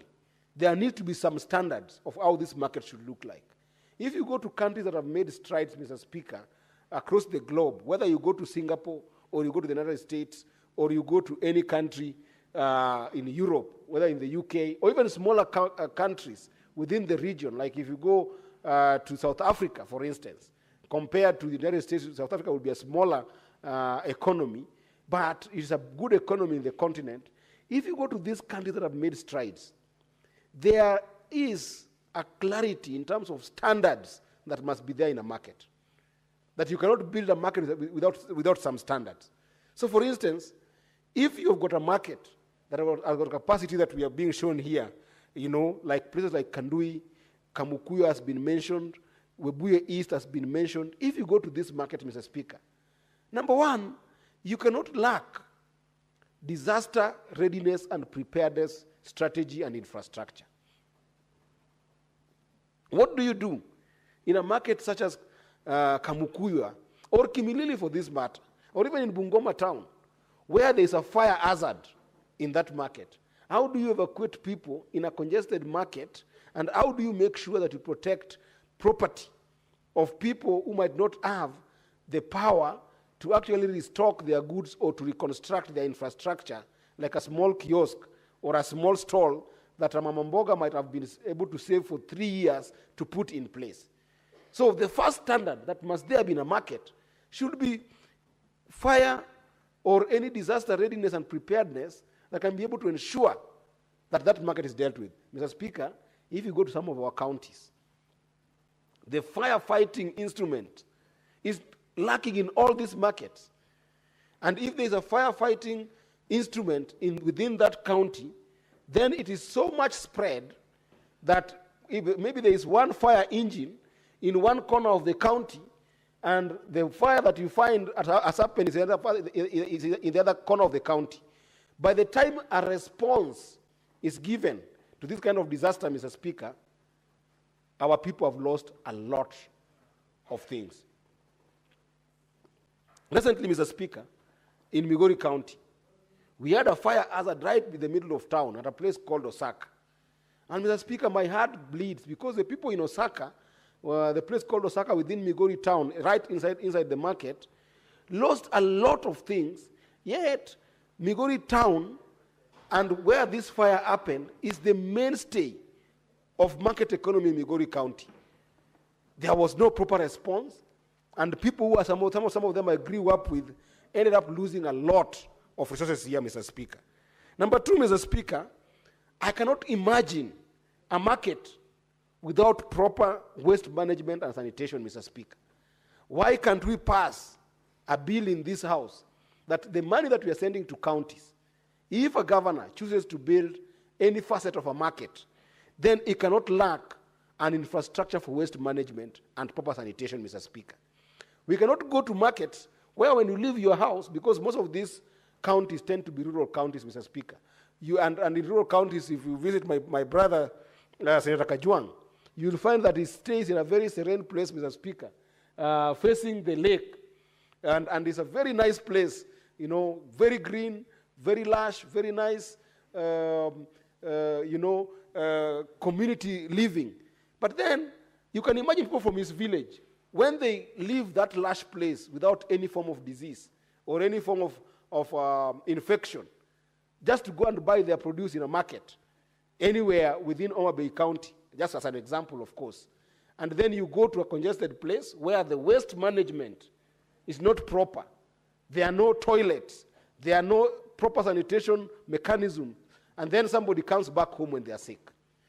And they just went to fetch food. Why can it be a standard that our markets must then have proper sanitation, Mr. Speaker? This is a bill we can pass in this house just by putting up standards to these markets, Mr. Speaker. Mr. Speaker, in most of these markets that have been mentioned here, the vast markets that we have seen coming from Western Kenya, Mr. Speaker, they lack proper drainage when there is rain, Mr. Speaker. How can rain stand between our mothers and our sisters and our daughters who are in these marketplaces selling and making money, Mr. Speaker? That simple rain of about 30 minutes won't stop a market operation for the entire day, and that day people go home without resources, Mr. Speaker. We must be able to figure out these drainage issues. And of course, the issue of drainage, Mr. Speaker, go with the larger issues of vagaries of nature that makes it difficult for women, especially, who tend to spend most of the time trying to sell and make a living in these markets.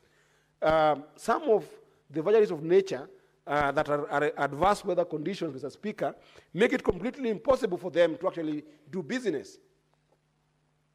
If you go, for instance, in Migori County, I can barely mention 3 markets that have got proper shelter, or if you may, proper shades that can allow women to even go to the market at 2 p.m. Some women will prefer going to market, and even other younger people who are going to the market to sell, they will prefer going to the market as late as 4 p.m.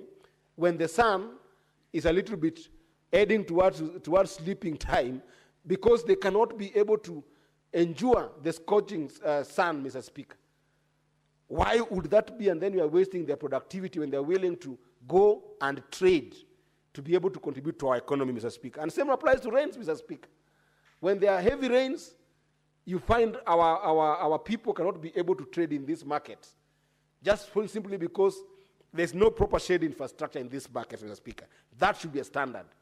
At this point in time, Mr. Speaker, there is nobody in our economies, especially after devolving a number of functions of government, Mr. Speaker, there is no reason why the market time for our men and women who are working industriously in our communities, there is no reason why market time must end at 6 p.m. just because there is no proper lighting in markets that then leads to security problems and insecurity issues that make people who are trading in our markets be able to leave the market, Mr. Speaker. These should be standards of our market, Mr. Speaker. And of course, Mr. Speaker, I cannot overstate the issue of how our markets are planned against a congested population, Mr. Speaker. You'll find that the connectivities of our roads, the issue of sometimes walkways, and the issue of sometimes even border borders and motorbikes, and even normal bicycles, Mr. Speaker, cannot be able to access these markets where they can be able to move goods easily among populations. Mr. Speaker, I don't know why county government don't see the issue of market planning as an important facet of their own source revenue. Because, Mr. Speaker, at the moment, a border person cannot be able to access a market infrastructure, or a bicycle person who is carrying simply vegetables from their farm cannot access the market infrastructure because it's congested and not planned.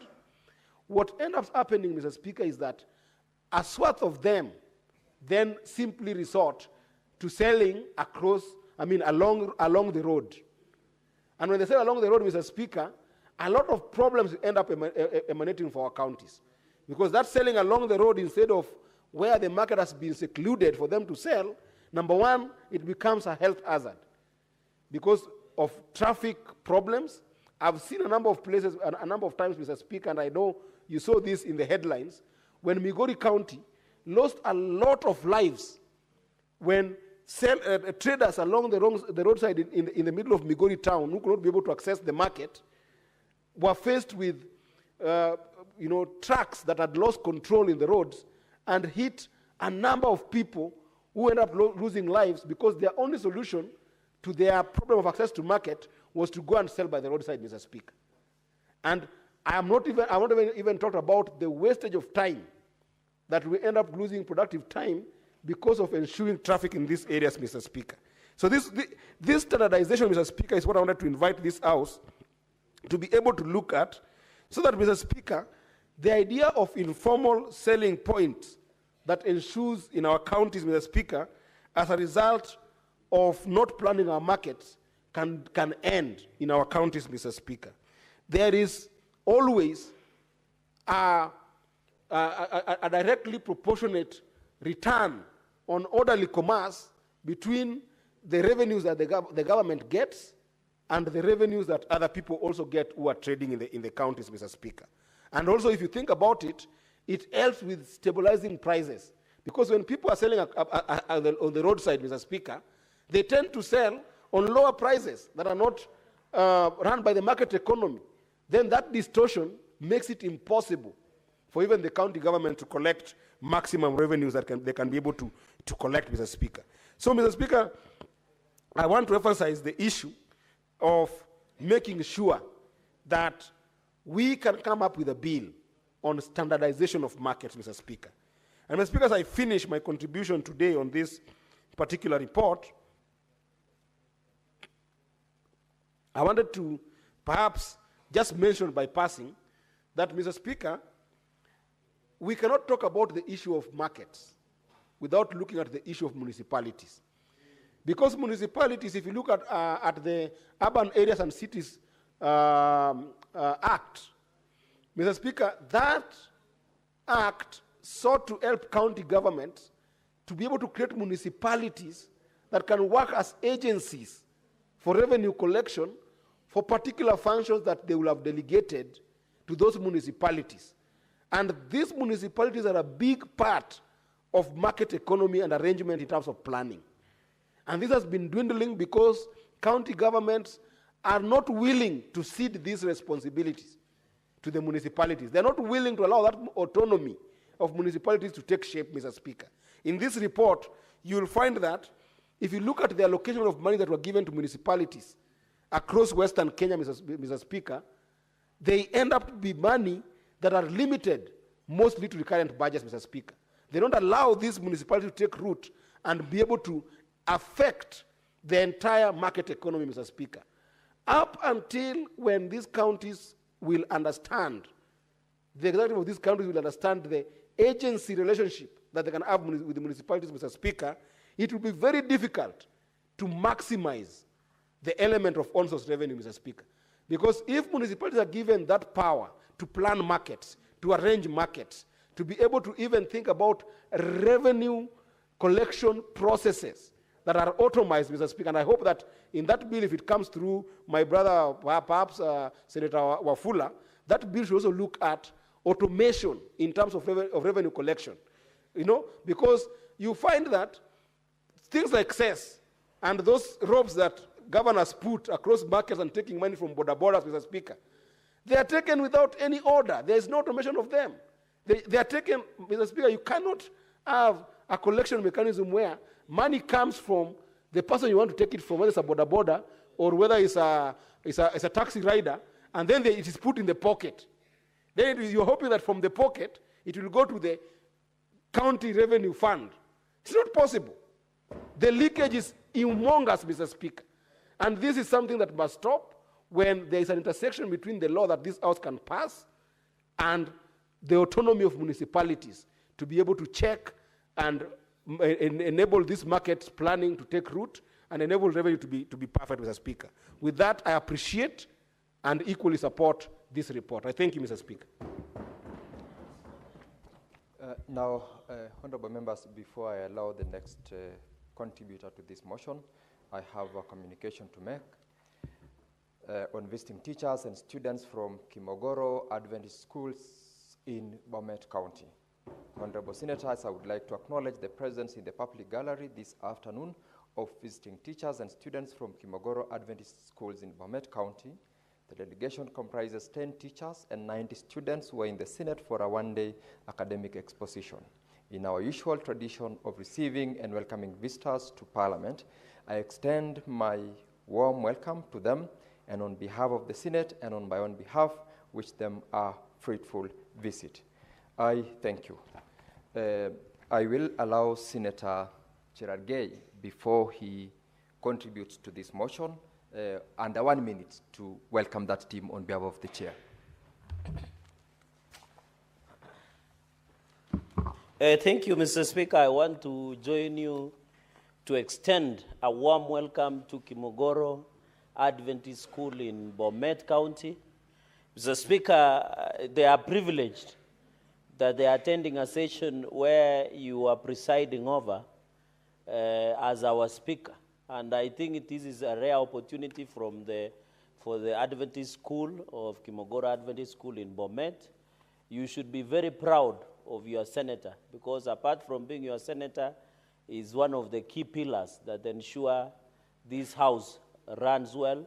And for the benefit, as you go back to school and write an essay, and make sure you give it to your senator is also the chair of Justice, Legal Affairs and Human Rights. He sits in Speaker's panel, and he's also a member of Senate Business Committee. So as you go back, greet your parents and let them continue supporting the work that the senator is doing. I don't know whether he will be going for two-term or he will be going for governor. Mr. Speaker, for those many remarks, and I'm happy it's an Adventist school. I think Senator Moses Kajwang, Speaker, is an Adventist, practicing Adventist. Mr. Speaker, I don't know whether, because he's also an Adventist, maybe he can give only 1 minute with your indulgence, kindly, or he will say it later. Mr. Speaker, I was just requesting understanding order number 1. I've not abrogated myself powers. You are aware of the powers of the chair. Understanding order number 1, with your indulgence, Mr. Speaker, would you allow... Order, Senator Eddy. Would you allow... Senator Cherargei, yes. I will not allow. Your request is declined. Okay. Proceed to But the students from your county feel most welcome to be in the Senate. So, Speaker, as I contribute on the issue of this motion, I want to lift it from where Senator Eddy Okech left, Mr. Speaker, and I want to request Senator Eddy to be very humble, because when seniors speak, you must listen, because there is no school of experience. I'm now speaking from experience. Mr. Speaker, of course, Mr. Speaker, I'm happy to this report. The issue of markets, Mr. Speaker, and Mr. Speaker, as I exit, I want to inform your visitors, with the indulgence, Mr. Speaker, that the issue of affordable, quality, and free education will continue being in this country.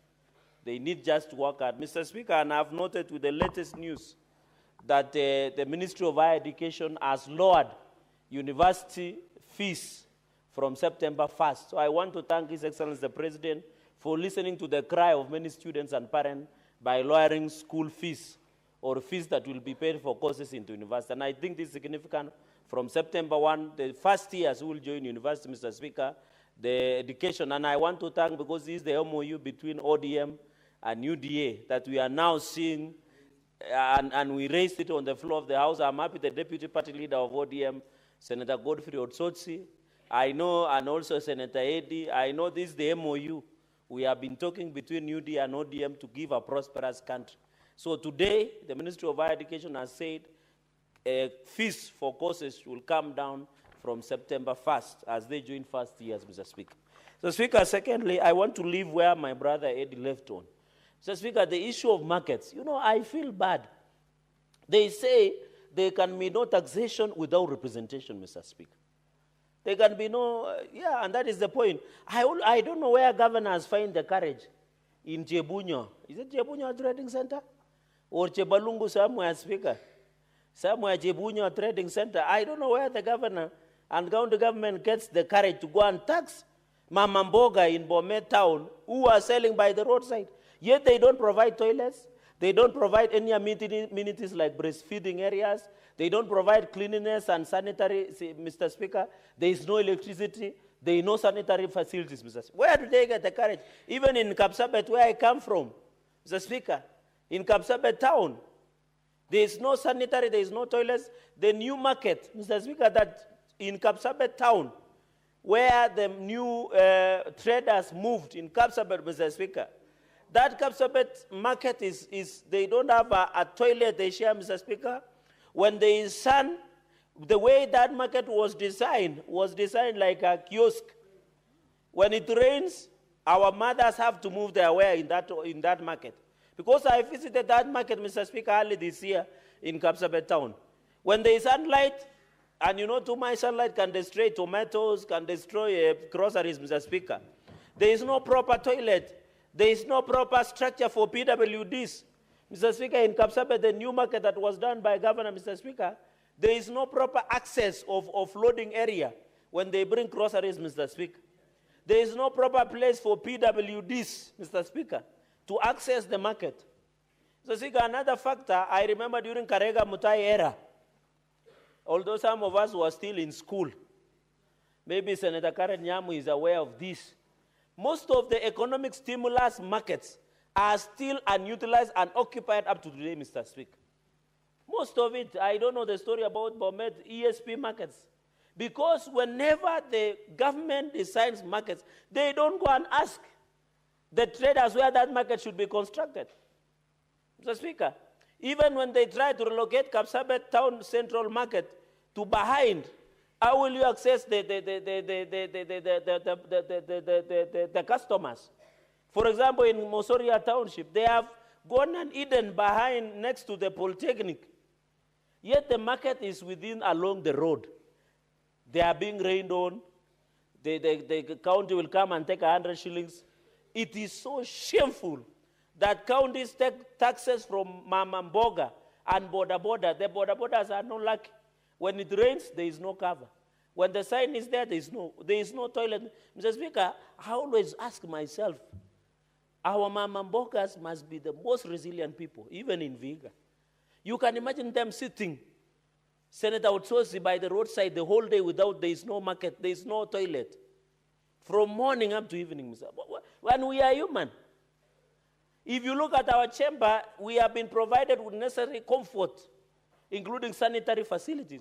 But you can imagine a woman in Migori town, sitting the whole day, and sometimes some of them have health problems without using the washrooms. Even in Bosia, where the presidential candidate, you know, he has just declared, but he's yet to give us the vehicle he's using. He will give us the vehicle he's using.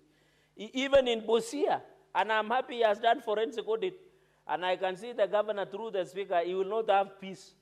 The way this gentleman is doing it, he will have a rough time. Even in Bosia, Mr. Speaker, I'm asking myself, these women that stay the whole day without toilets, where do they go? Mr. Speaker, and some of them have problems, health problems. Mr. Speaker, and then the county government does not have shame. The Migori county government goes and tells them, can you pay? The Vihiga county government does not go and share. The Busia, the Nairobi, even in Bomet, and Manziwa Kanairo is here, Senator Karen Nyamu. I don't know how those women survive.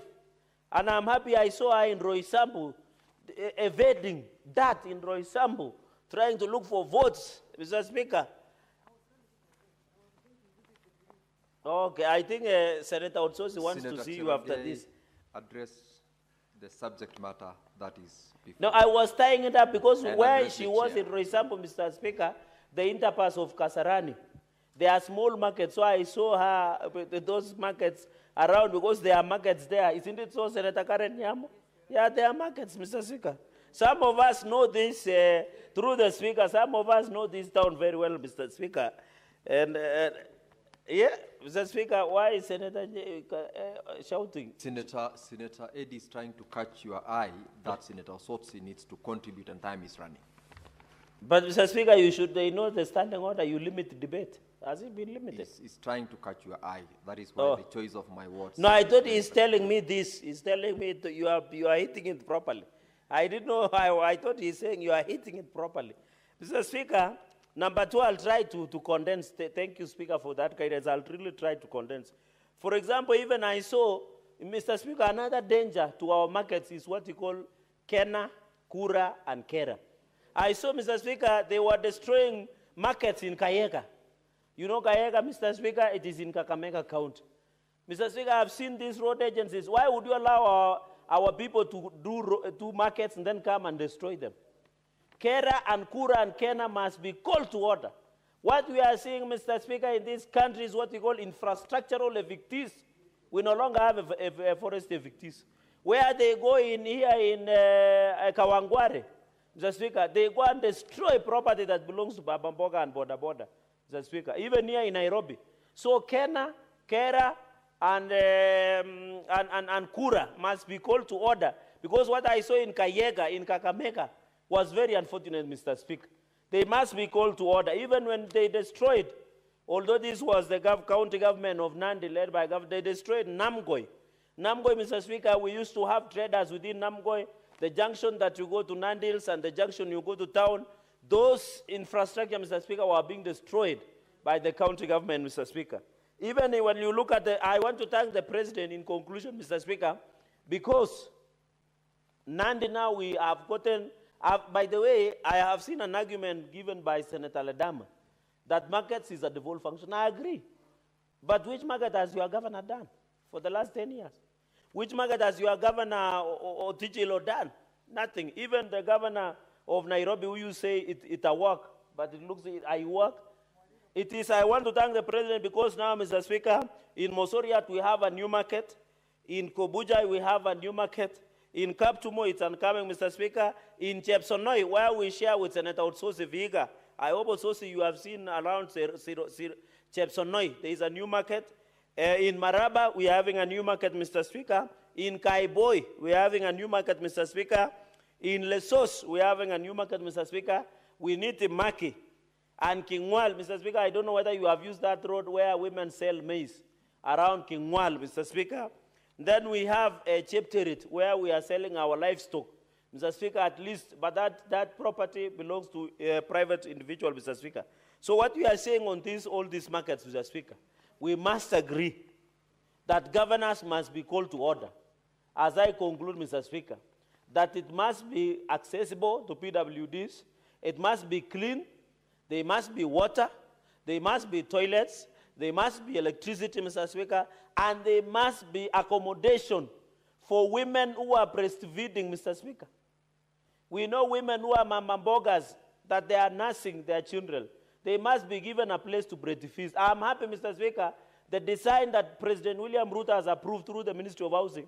We have areas of meetings for women groups, and social groups. We have lactating area. We have a sanitation area of toilets, public toilets, and what have you, Mr. Speaker. We have all those, Mr. Speaker.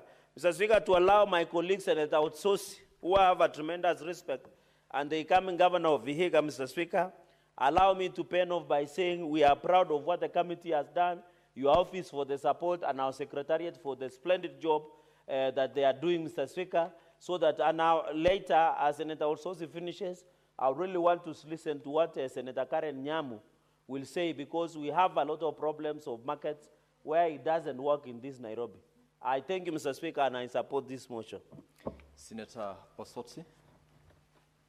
Thank you, Mr. Speaker. Mr. Speaker, I want to start by saying that I want to thank the Committee for Devolution for taking time, not just to respond to my statement and Senator Wakodi's statement, but visiting these two counties. They visited my county on the 22nd of June, 2024, which is about a year ago. And now we are discussing the report today. Mr. Speaker, what precipitated this statement was because the traders at Luanda Market had gone on a tax boycott. Luanda Market is the largest market in Vihiga in terms of not just the size, but in terms of revenue generation. And the workers, the traders had gone on strike, and that was going to affect the revenue of the county and also services provided by this market. Mr. Speaker, Vihiga County is among the 12 small counties, and it has very limited avenues or streams of revenue, on-source revenue. And in fact, the only major on-source revenue source is markets in Vihiga County.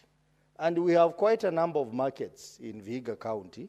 This report focused on Mbale Market, Majengo Market, Luanda, Serem, Chavakali, Cheptulu, Shamakoko, Esibuye, and Mudete. These are the key markets in Vihiga County. There are other smaller markets in Vihiga County like Banja, Mwicho, and others.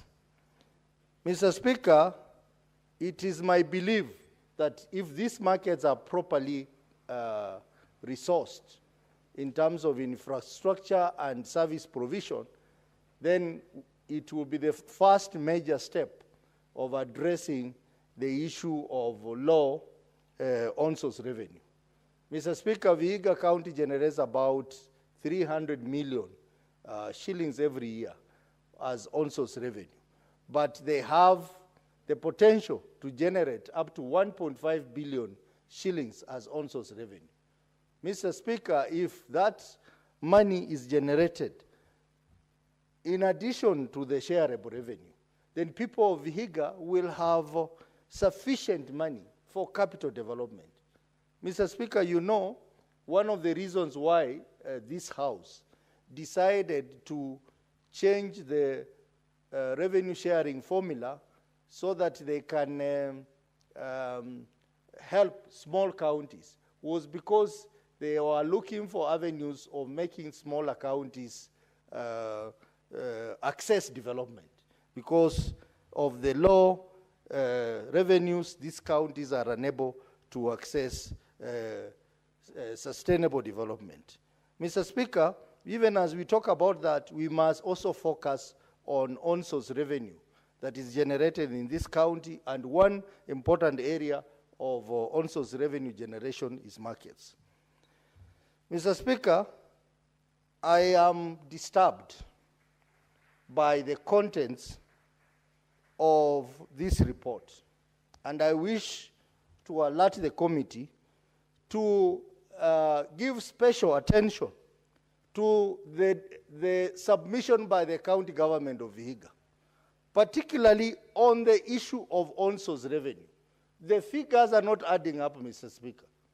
Mr. Speaker, there is a table there that shows the amount of on-source revenue from markets, all the markets in Vihiga County, from 2018-2019 financial year to 2023-2024 financial year. Those are 6 years.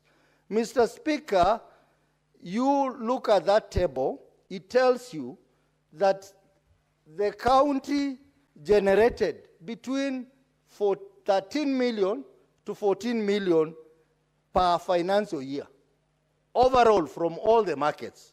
But under that table, there is another table indicating the revenue generated by Luanda market alone. And it tabulates how much was generated every month from July 2023 to May 2024.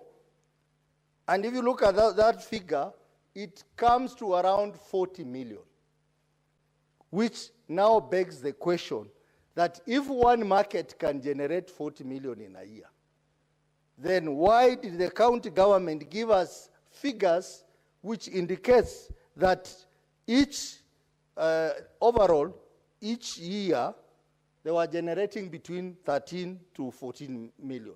I think the committee needs to interrogate that bit.